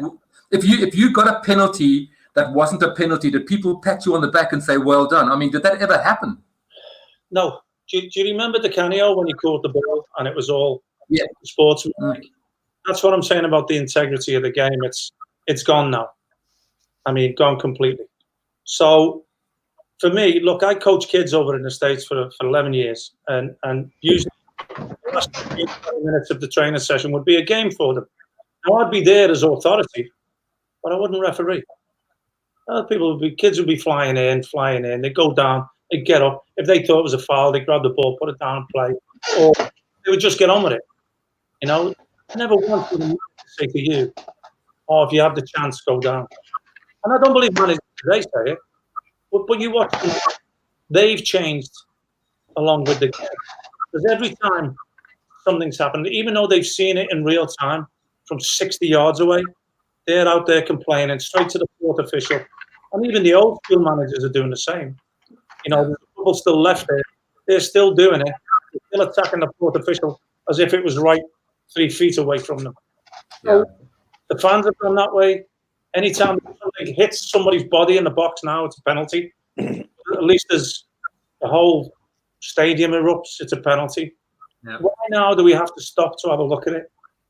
Yeah, but Bish, is this the VAR issue, which I don't think it is. I think it's actually a rule issue. The rules are wrong. But they confused themselves with the offside, with the penalty. Yeah, they have. They've totally screwed it all up. You know what? If a ball hits you on the hand in the penalty box, penalty. Yeah. Is it stopping a cross or it's stopping a shot? It's something. Now, you might not have meant it. The manager will say, okay, you didn't mean it, but it's given. You lost to a penalty. You didn't mean it. I'm not going to leave you out. I'm not going to chastise you. It's just one of the things. They can't say in a defender's case, if it hits you on the arm, it could be an accident. And yet in a forward case, if it hits you on the arm by accident, what creates a goal, it's no goal. Yeah. Absolutely spot on. Like the Declan Rice one. The Declan Rice one was an absolute case in point there. Okay. Absolutely. Yeah, absolutely. Yeah, it's crazy. Listen, guys, sorry to interrupt you. I'm bringing on someone who's just making a random appearance because this is a pub. We're in a virtual pub, and it's Cess. Cess. It's actually Cess's birthday today. Happy birthday, fella. So I'm just gonna. Happy birthday, Cess. Cheers, mate. Happy birthday, fella. Cess, as you can see, you're actually sitting beside, virtually sitting beside Ian Bishop, the legend. You got anything you want to say to?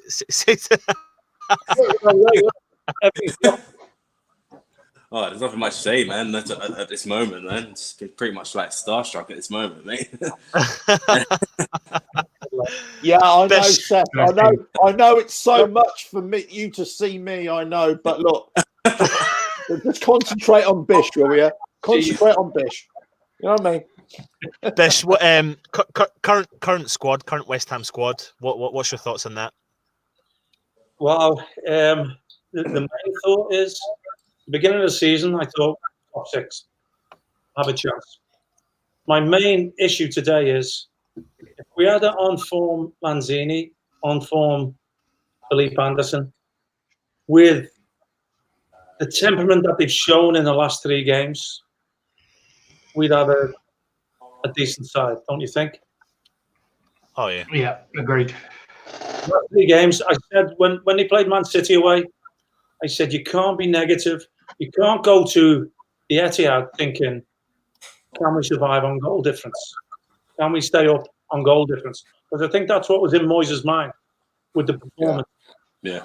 You can't look at it like that. And I said, I hope the next game he actually goes up. Because look, Man City away, Liverpool away. You have license to say, we're expected to lose, let's go and have a go. And he didn't at Man City. So what they showed at Anfield said to me, okay, if that's his attitude, I think West Ham fans would accept relegation performing like that. Yeah. And obviously it was Southampton, which was a great win, and then Arsenal away, which was a game they should have won. Not as good a performance as the others, as Liverpool, Southampton, but still should have won. Now I think it's there. Why is it coming out so late? You know, go and have a right go. There's teams around you that are going to lose. Look, I think 3 more wins would have secured it with the teams that's in there and the way the points are. I mean, it's not going to be definite mathematically, but I think that's probably what it would take. 3 more wins to be safe. And if you play, like, when I look at the games that's left, I think the last game is Aston Villa at home, isn't it? Yeah. What it was made a 10th. It sticks in my mind. Because when I was looking at the last 10 games, it was with all the teams down there. Because I still have an interest in Bournemouth as well, which, for me, having my 4 clubs that I played for in the Premier League is amazing for me. It gives me an interest all the time, whatever day of the week one of the teams is playing. Yeah. You know, it doesn't seem feasible for us to be playing Championship football, does it? No. Let me ask you a question, Bishop, if I may. If it's going to be a weird one when the season eventually does start again, because no team will have any kind of momentum anymore. You just be starting afresh, but you kind of have to restart the season, right? So, as teams, you know, where we sort of ended the season or where we stopped playing, do you think any of the other teams around us had more of a fighting spirit than we did? Because I kind of this is where I'm at with it. I think most of the teams around us had more about them, especially going forward, creating chances than we did. Well, I think, and even Watford and Norwich, I always said it time and time again, they've got more of a fighting spirit than we have, and they're likely to score goals and get points, whereas we're not. Well, I agree with Watford. I think Pearson's instilled something. Yes, yeah, definitely.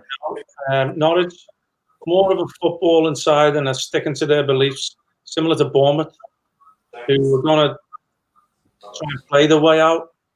I do still believe Norwich are gone.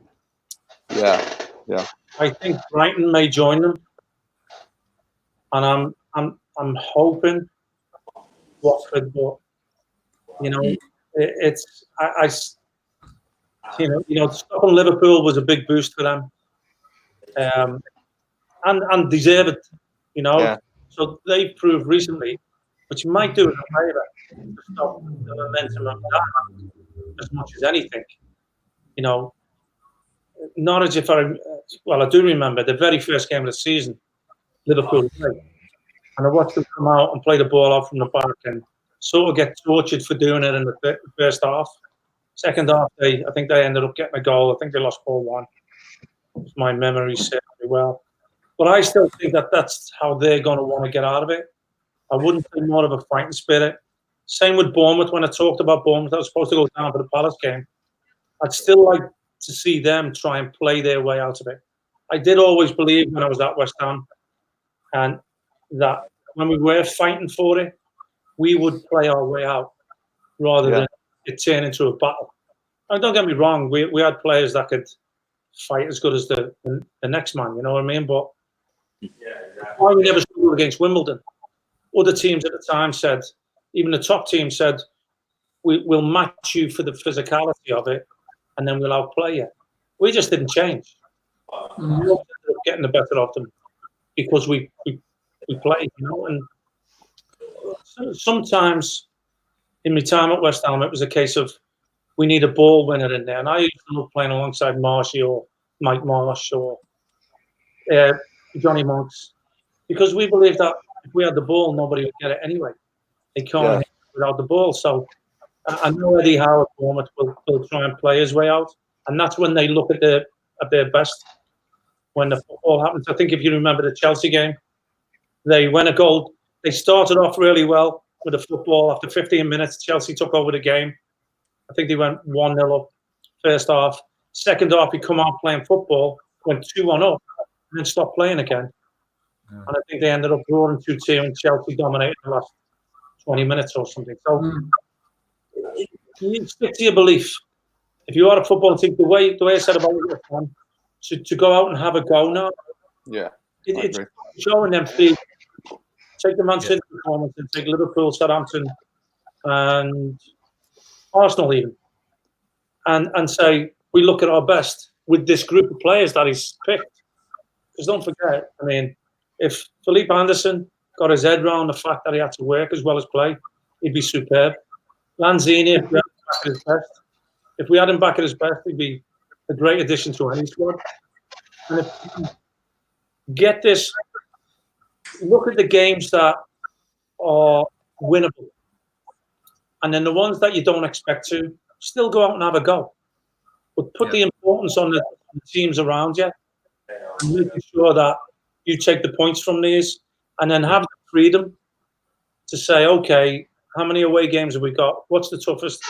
I can't recall after 3 weeks now what the last 10 games were. I know the Villa one at home stuck in my mind because I did think, what if it came down to that? Yeah. Villa could go, you know, as well. I think Villa are in trouble. I think they're screwed, to be honest. But look, whatever happens, go out playing football and having a go.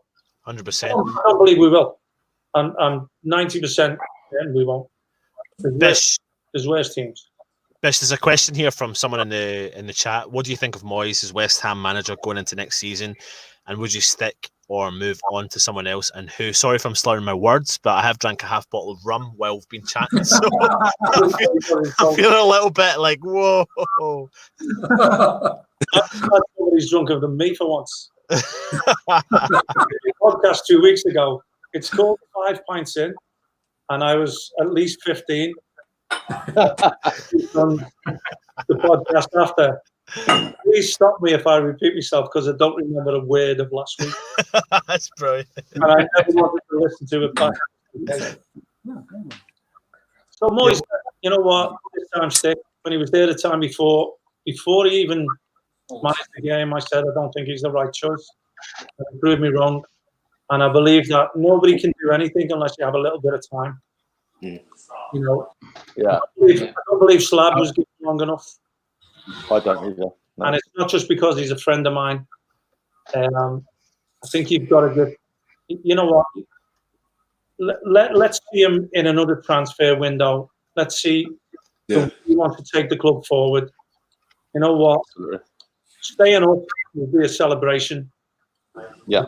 Put people in a frame of mind. You can't keep chopping and changing. It doesn't work.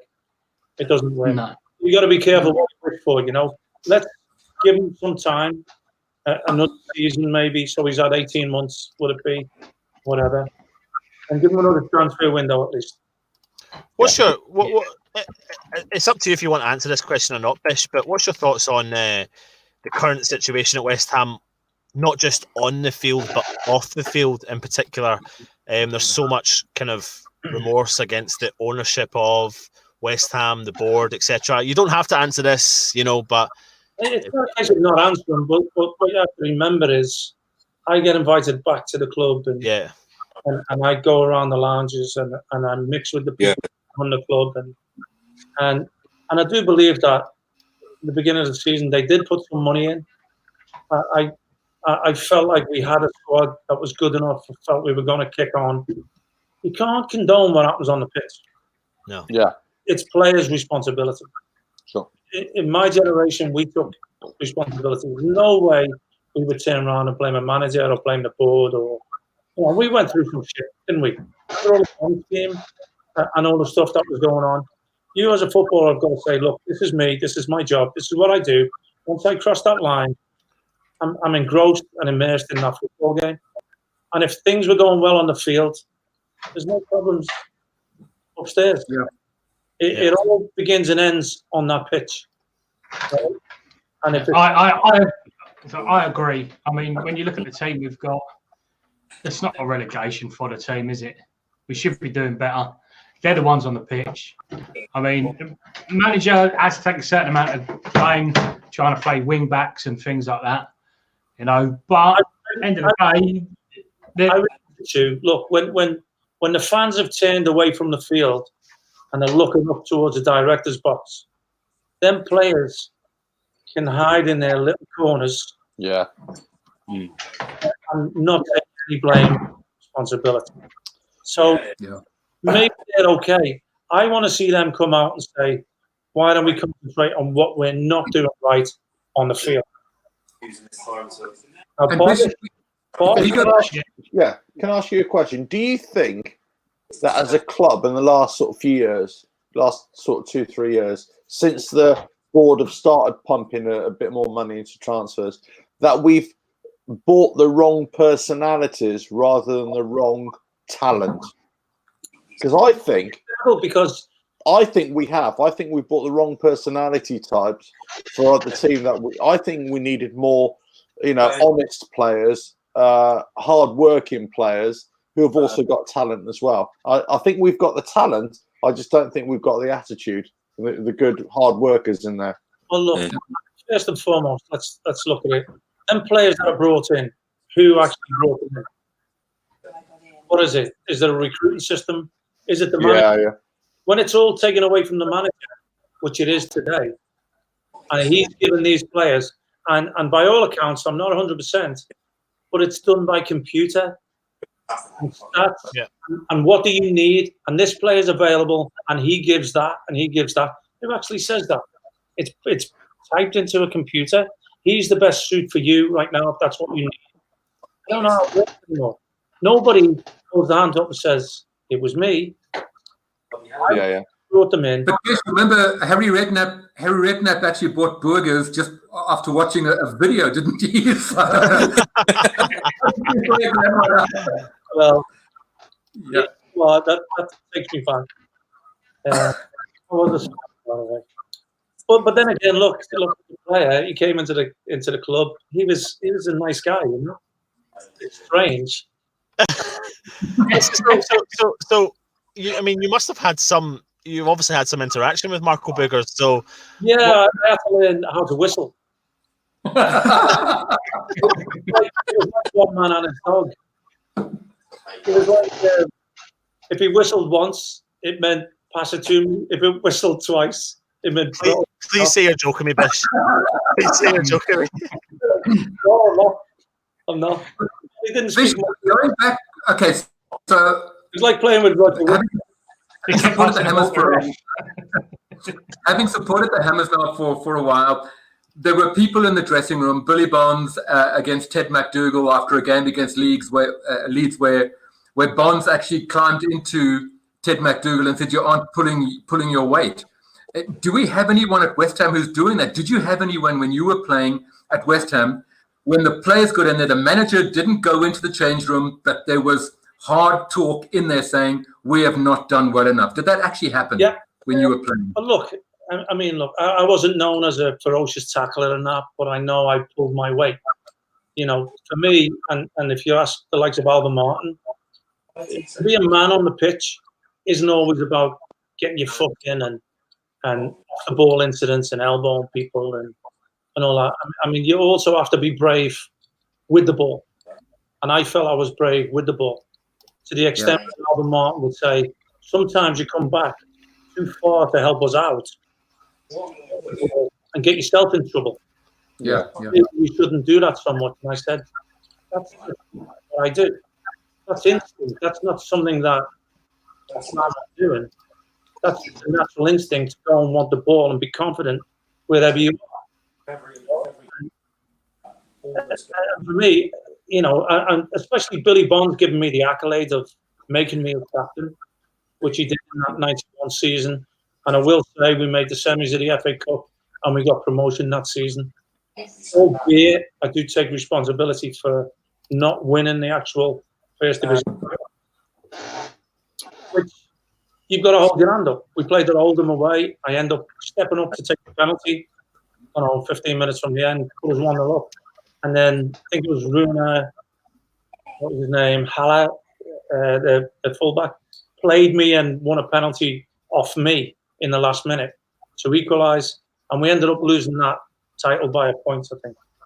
I feel the game that I threw away for us. So just to say, like when Harry started bringing the foreign lads in, and I'm not just saying it was them, it probably was the beginning of the way the game's gone today. That we signed Radachoyu not after the World Cup. The man who went shopping on the night before the game. Yeah. What a play. But we played Stockport in the Cup at home, right? And we're battering them. We're dominating them, right? We are battering them. Muddy pitch, pissing down rain. Every time the ball goes to his feet, the big centre-halves are breathing down his neck and he's jumping out the way. We go in 1-0 down at half time. And obviously, Harry's signed his players. They're on big wages. He doesn't really want to take them out. And he's having a pop at us. And I couldn't help it. I just stood up and said, you got to say it like it is, H, you know. That little girl over there is getting raggy-dolled everywhere. Now, I don't know how good his English was, but even if his English was good, I don't think he would have known. Getting raggy-dolled everywhere. But he obviously did know. It sort of stood up and wanted to confront me, and I told him he'd better sit down. You know, one of them things. But, mate, it was quality. What a footballer. You know, there's no getting away from that. But didn't have what it took to survive in the English game on a Tuesday night, whatever it was, in the pissing down rain on a muddy pitch. You know, so to stand up and say that, don't get me wrong, Julian wouldn't let you away with anything. He wasn't the most captain on the field. He led by his example of what he did. Yeah. How he played the game. He wasn't the most talkative. But I guarantee you, if he didn't tell you after the game or at half time, he told you in the nightclub after.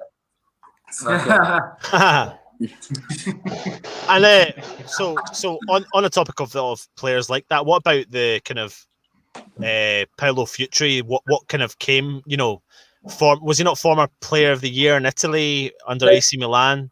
Legend. You know why?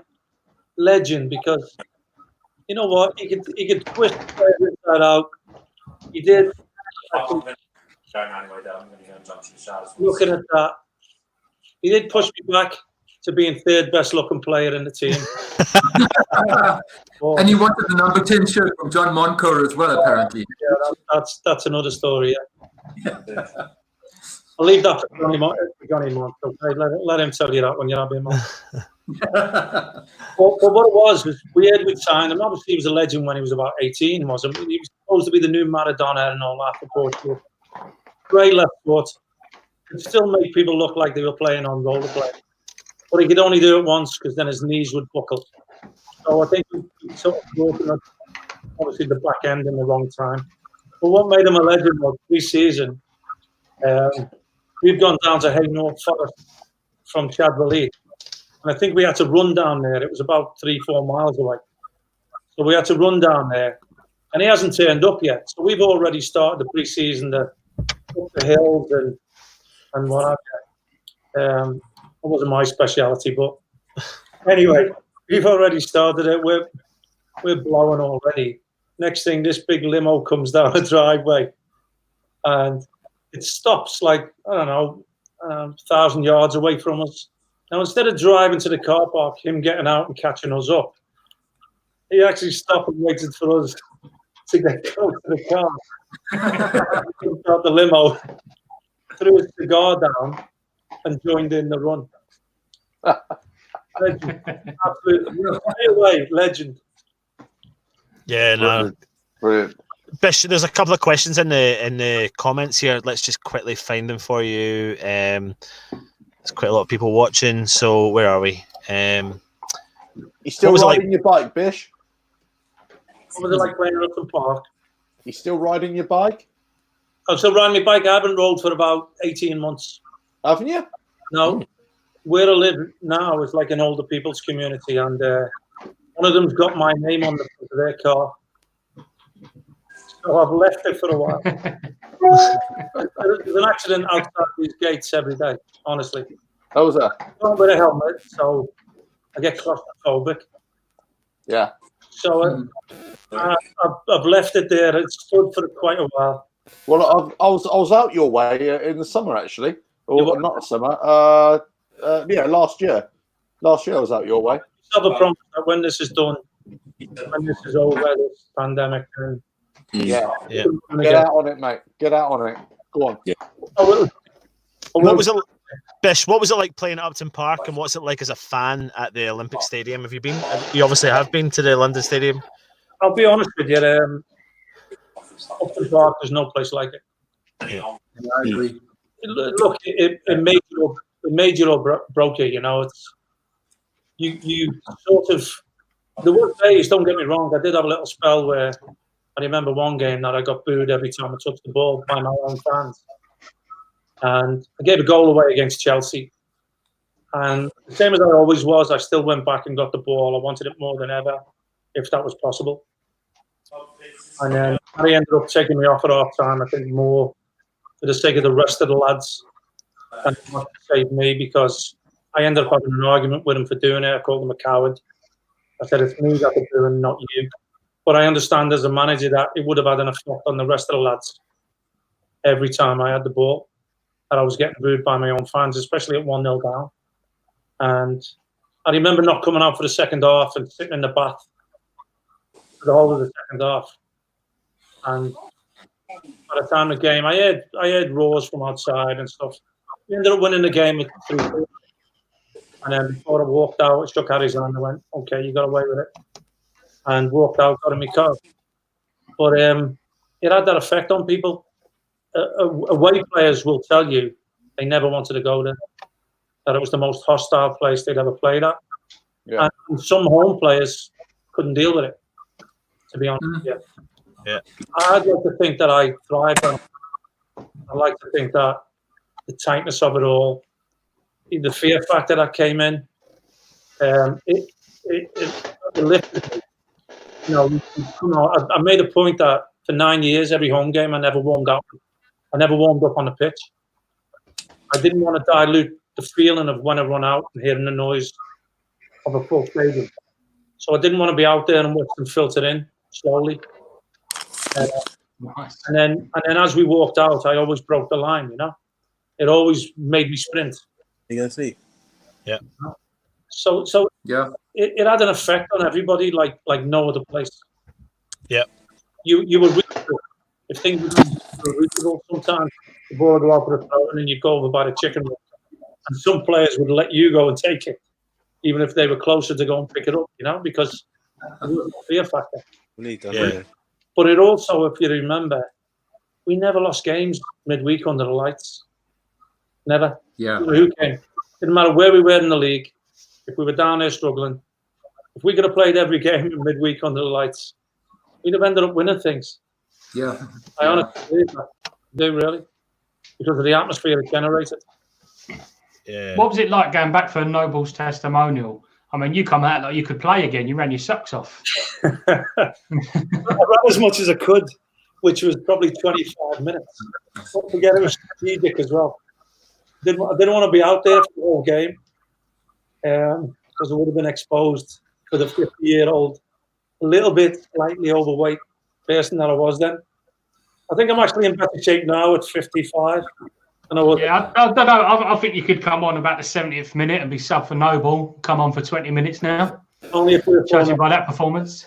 If we were 4-0 up. I do honestly believe when people say about the game today, you know, about the money, I'm more thinking about the game itself.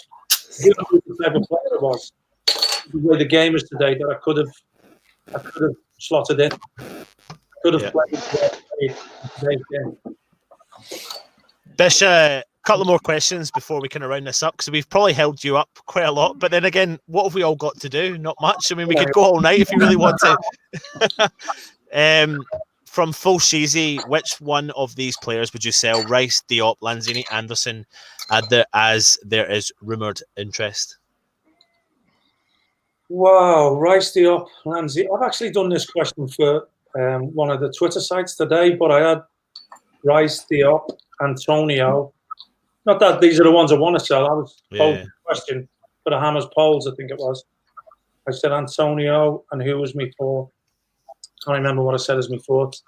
But who's going to generate the most cash? Declan Rice, right? Probably Lanzini and Anderson.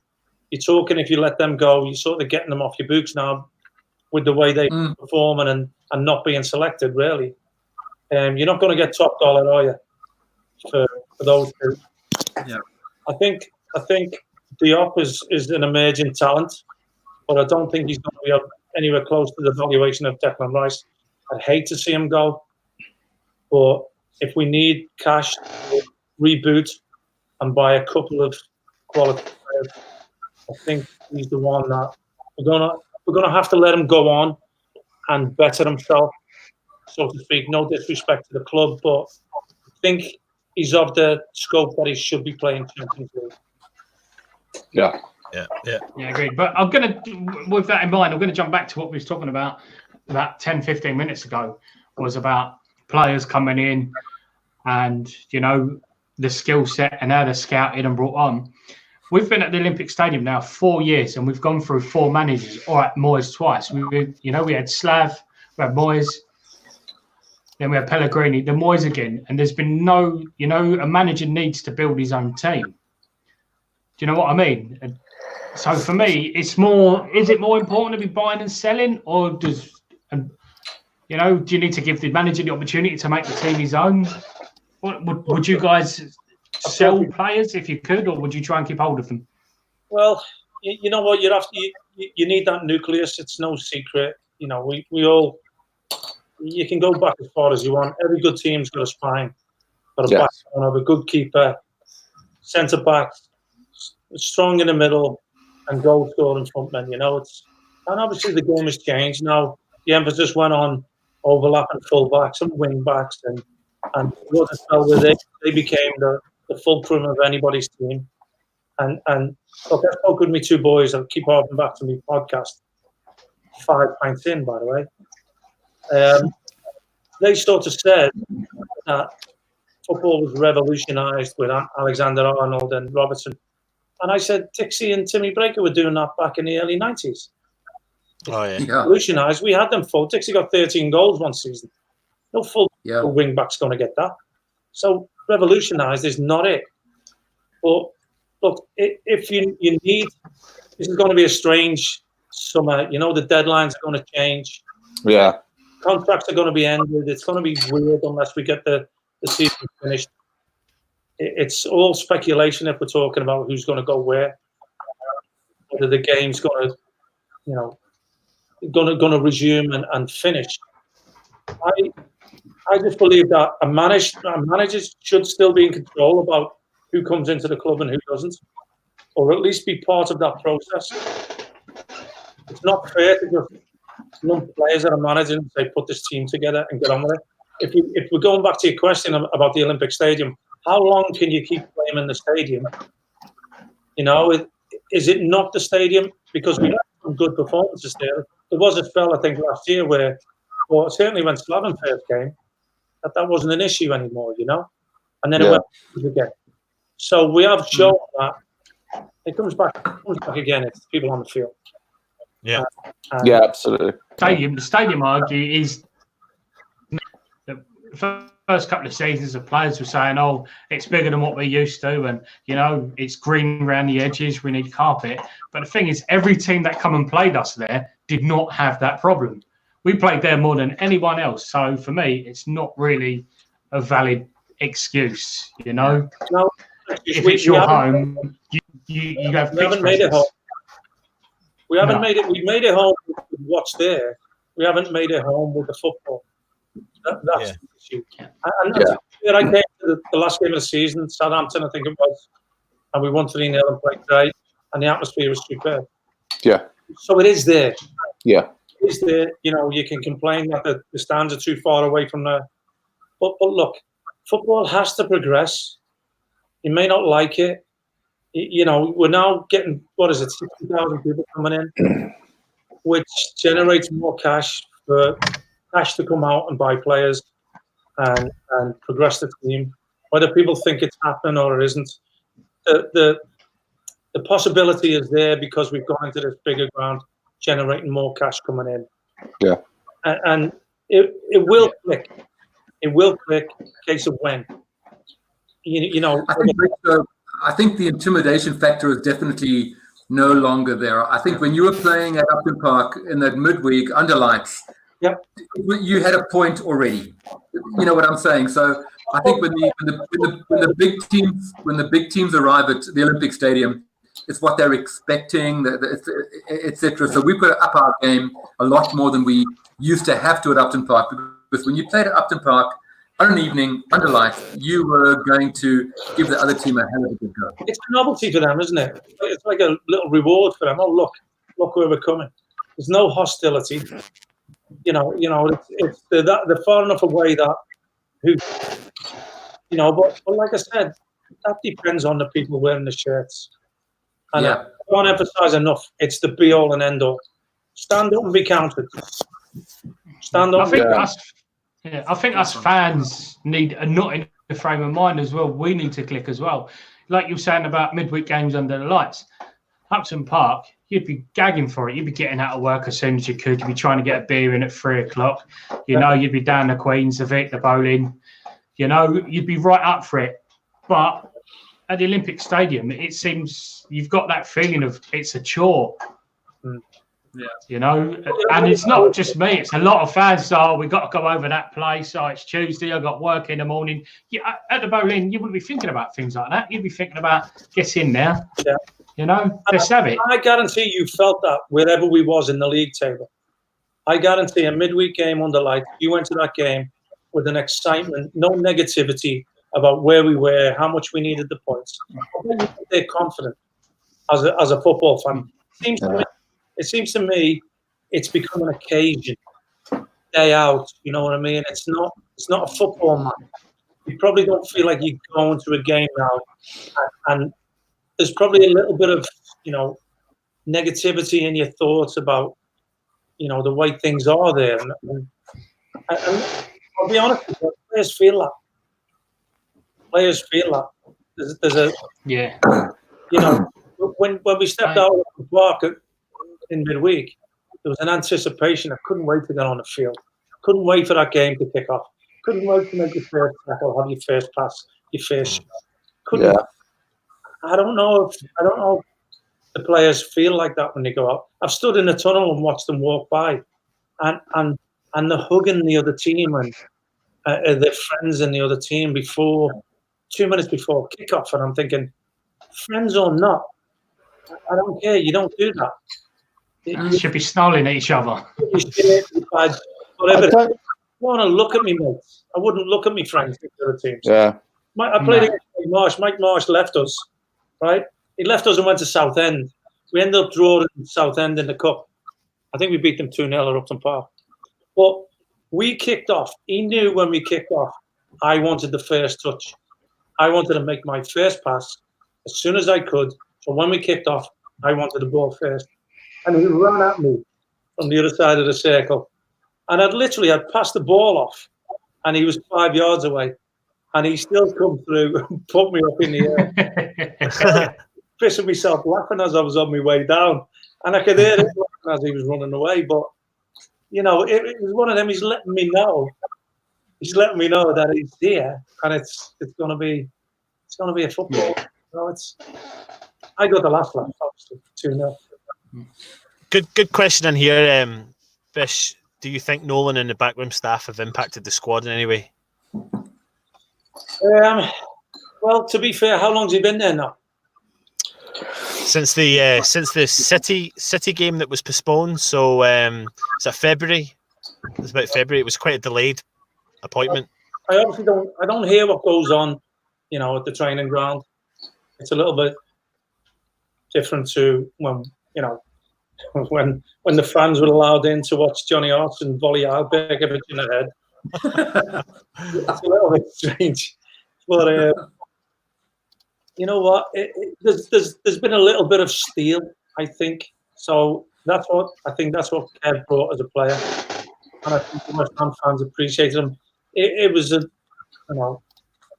strange time for the club back then when he was playing with Big Sam, and you know, it turned into a little bit of animosity, and maybe because he's one of Big Sam's boys, I don't know how popular he is with the fans, but something's changed for me the last 3 games. And that's I'd say so. Yeah. Like, you know what? Was that preempted? You know I was going to talk about that. There was a big line behind Johnny waiting to go next. Oh, interesting, Bish. I wasn't too bad. There was mitigating circumstances, to be fair. Anything you can elaborate on? Well, he was trying to, from what I remember, he was trying to instigate a move to Tottenham while we were fighting relegation. Right, okay. And that's nice. That's a footballer who cares for his club. Yeah, true. And getting a good sponsorship deal from Fila. whilst volleying your teammates Adam's apple. What you can't see is the Budweiser bottle in his left hand. I just like how behind him is it Razor looking at him, and you can see him saying the C word, like, have that, you, like, cheering Hartson on. Rich and Greg, have you got any questions before we can head off? We've been on for a good solid 2 odd hours. I don't even have a clue, to be honest. I just think Bish, never underestimate what the likes of you have actually meant to fans of West Ham United. I just want you to realize in your aging years, your mature years, that you brought us a hell of a lot of joy. Let's raise a glass to that.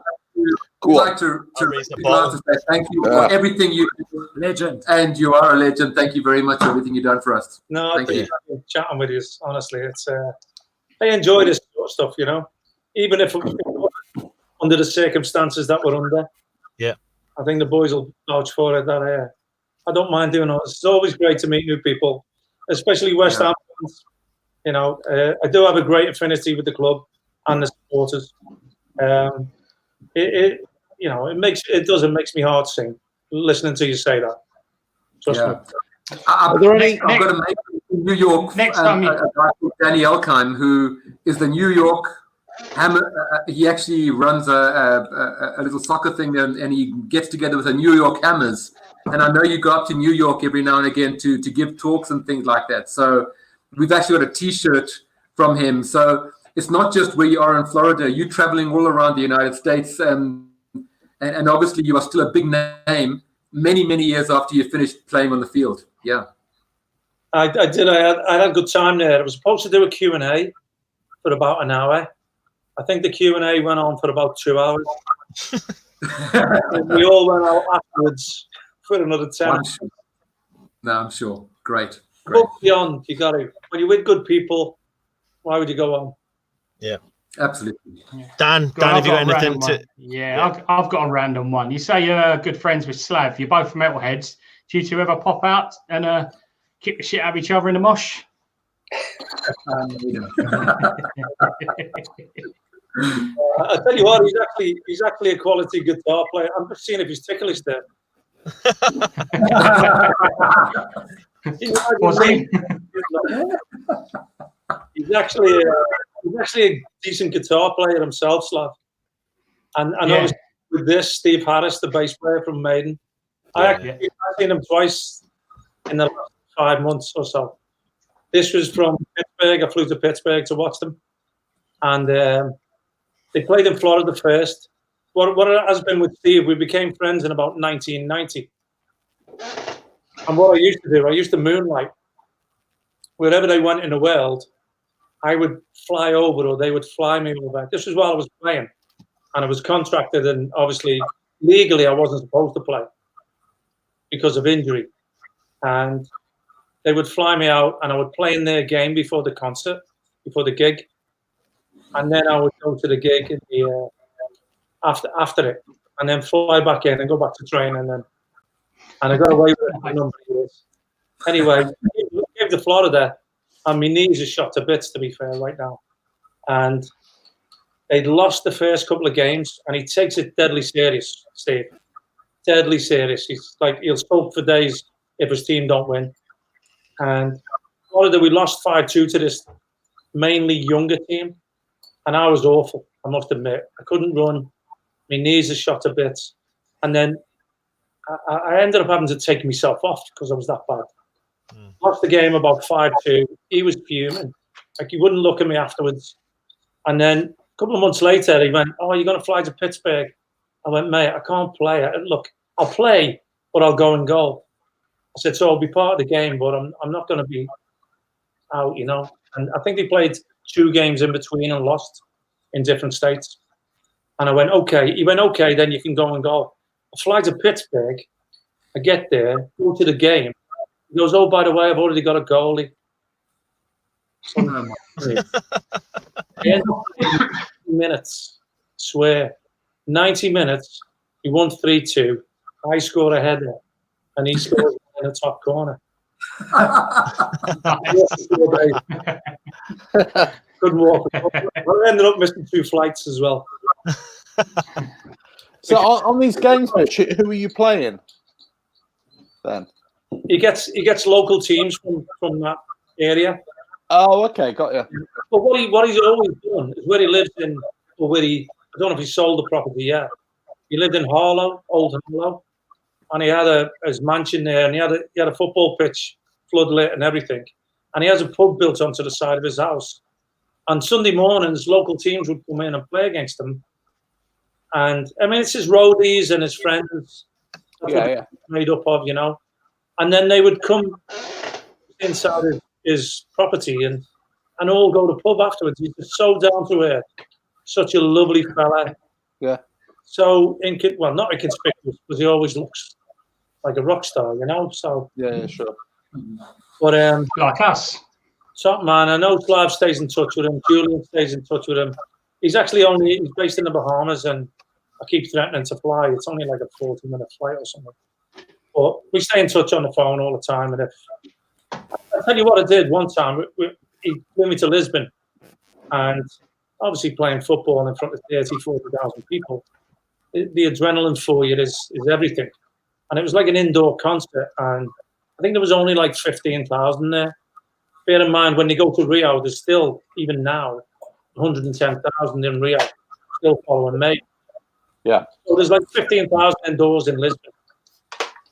And he actually invited me onto the stage to actually join in this chorus of one of the songs. And I'm standing there on stage with my arm around him as he's firing his bass, like, at the audience. And I felt that's where I belonged. It was a different feeling, you know. Yeah.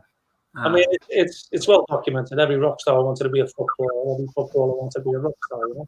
Yeah. It's pity I'm tone deaf and can't play anything.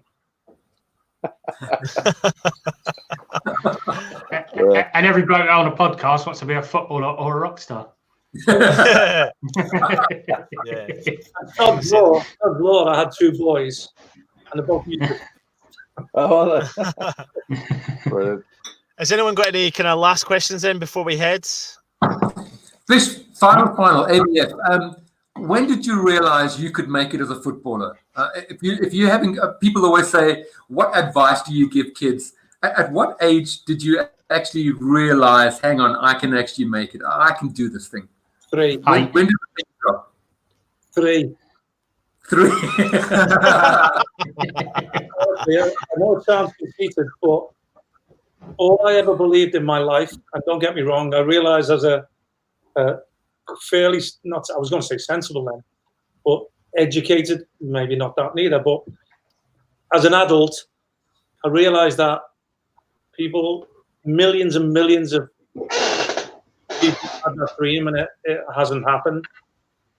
I don't know anything else. My mum said as soon as I could walk, I was kicking a ball. I played 2 years up from when I was 6 years old, and it never changed. I got a wake-up call from Sunday League and school football, I got a wake-up call when I first started going to Everton as a 12-year-old, that I wasn't the best footballer around, and that now I'd have to work if my dream, I was still following the path without realising it. Yeah. And it still led on to me ending up playing 700 first team games. So me, I don't know any different. Yeah. And okay. For running the risk of it sounding conceited, I don't know anything. I really don't know, because it happened for me, and it's only the realization that many millions of people wanted to do it and it didn't happen for a lot may have been better players. There's a lot of factors go into it, some luck elements. You know, I remember being at Everton and being an apprentice, which is, I don't know what they call it these days, but in the academy or whatever, yeah. Being a scholar, that's what they call it. Yeah. You don't have to do any job. We were brought up different. I had 13 pairs of boots to clean every morning, and if they weren't spotless, you would get caught by the you know. Them days back then, it made me realise that I want to be that person. I want to be looked at like that. But the stages of, you know, being a schoolboy, the amount of players that you have to better to get signed as an apprentice, and in that 2 years as an apprentice, the amount of players you have to better to get signed professional, and then when you get your first pro contract, I remember my best mate as an apprentice, the Scottish lad, he was better than me. He was a winger, 2-footed, very skillful, fast, better player than me. He didn't get kept on, and I did get kept on. So at that time, they were maybe looking for a ball-playing midfield player rather than a winger. So yeah. So, and he still says today, when I was home, I went to see him. He's still one of my best friends. He says today, you had something that I didn't have. You had something within you about being a footballer that he didn't have, and he openly admits that. Ability-wise, I would say he's a better player than me, and he would still deny that. Even my brothers, I had 3 brothers, right, and we were all footballers, not professional, but growing up as kids. The coaches that we had said I was the least likely to become a footballer. Well, my brothers will tell you the same thing, that I had something in me, whether it's a drive, a desire, whether it's a, you know, never say die attitude. Yeah. I followed my steps and my dreams, and sometimes I do remember looking back, I stepped out of my comfort zone and took chances. I took gambles, you know. It's, you know, from being a young pro at Everton, at home, surrounded by family, 19 years old, to have the realization that if I stay at Everton, I've got Peter Reid, Paul Bracewell, Kevin Sheedy, Trevor Stephen, Kevin Richardson. They became the top team in the country around about 85, 86. Yeah, sure. The next game, I wasn't less than. I had to make a choice and say, okay, yes, I will step down. And I did. And I spent 4 years there to get myself back. So I'm not saying it was fate that made me become who I became. I still had to make choices, and hard choices. But for me, it's about standing up and being a man and saying, okay, the realization of it all is I can hang around here, which some of my mates did at Everton. And after 2 seasons, when I'd played 60 games in what is the Championship, and they were still playing in the reserves, even though they were still attached to Everton, the Carlisle United has been relegated, I still believe I made the right choice. Yeah. Got you. If I hadn't done that, Man City wouldn't have happened, West Ham wouldn't have happened. And don't get me wrong, it's about taking your opportunities. You may be given a chance. If you don't step up and take it by the scruff of the neck and make the most of it, you'll fall by the wayside. And people forget you so quickly. Well, when you're saying about, and it's so nice, to be fair, because I left England. I won't digress. When you said you appreciate what I did for the club and you watch me through them years, that's what keeps you going. You know, the fact that you still are remembered, that it's not just, you know, that was that phase and it's gone. Yeah, yeah. You know, and I do know that dads are still educating their children today, because I know when you turn up at a game, because I've seen it as recent as 2 weeks ago at the Emirates, when the kids are standing there looking at me going, who the friggin' hell's that? Yeah. And he's getting... Africa, people are going to be green with envy when I say I've spent 2 hours with Ian Bishop. They're going to say, what? You can't believe it, you know. So it's just been wonderful. Very humble. I'll tell you that. The cricketer. But it's funny though, Bish, when you said that there when you're at Arsenal and you've got the kids that are looking at you going, who the hell is that? You know, I made it a big thing for me when I was a kid to understand the history of the club and all the players of the past, as many players of the past as I can, you know, looking at all the history books. And it was just an obsession of something that I had. I'm not saying everyone does that, but, you know, that's where I start to feel the club. You know, my dad's from Newham, East London. That's my reason for supporting the club. But that wasn't enough. I had to go and find out the history myself without having to ask my dad the questions. Well, I'll tell you something now. While we've been stuck in and I've been binging on Netflix, I watched Ripper Street. Have you seen Ripper Street? No, I've not. But I haven't watched it. No. Yeah. There's one. I think it's in season 4 or 5. It comes up. There's an episode, and it's about the Thames Iron Works. Ah, cool. It's how the team started, and I went from watching it and watching this program that I've watched for season. Now all of a sudden, it's made me realise I'm part of that. Yeah. I am Nice. I am actually part of the history of this club. And there's no big accolade. You know what I mean? Because this club's going to go, it's going to go on forever. And I'm part of it. You're part of that. No doubt about it. No doubt about that. Absolutely. Yeah.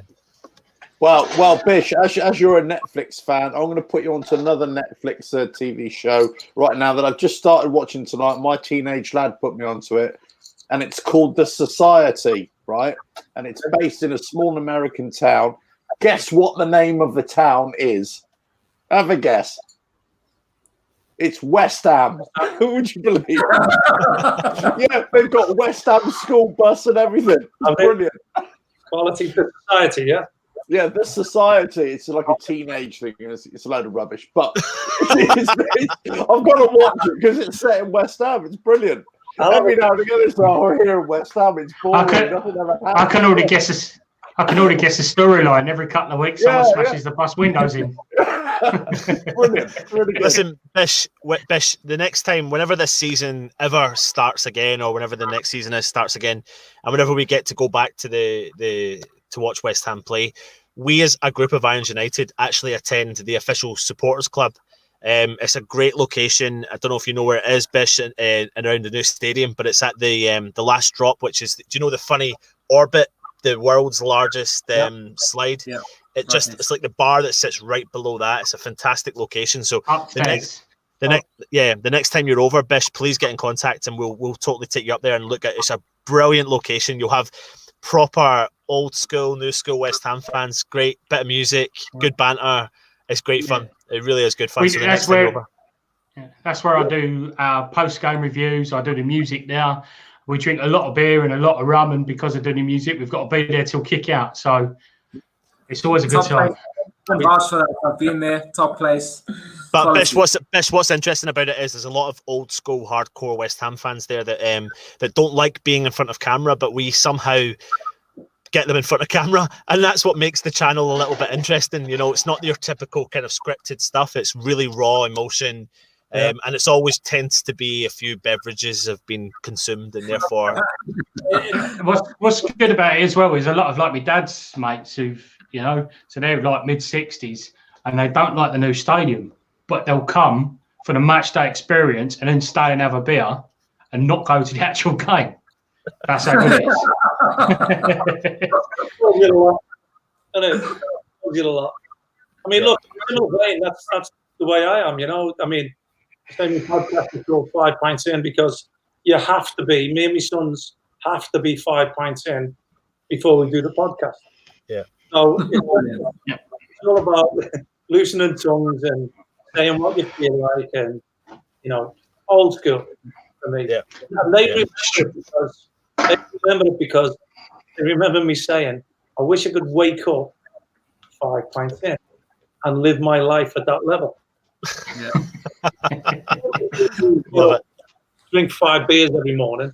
I mean, the way you go with 5 beers in, where you're happy, you lose all your inhibitions. That was the way I wanted to open my eyes and feel like that every day.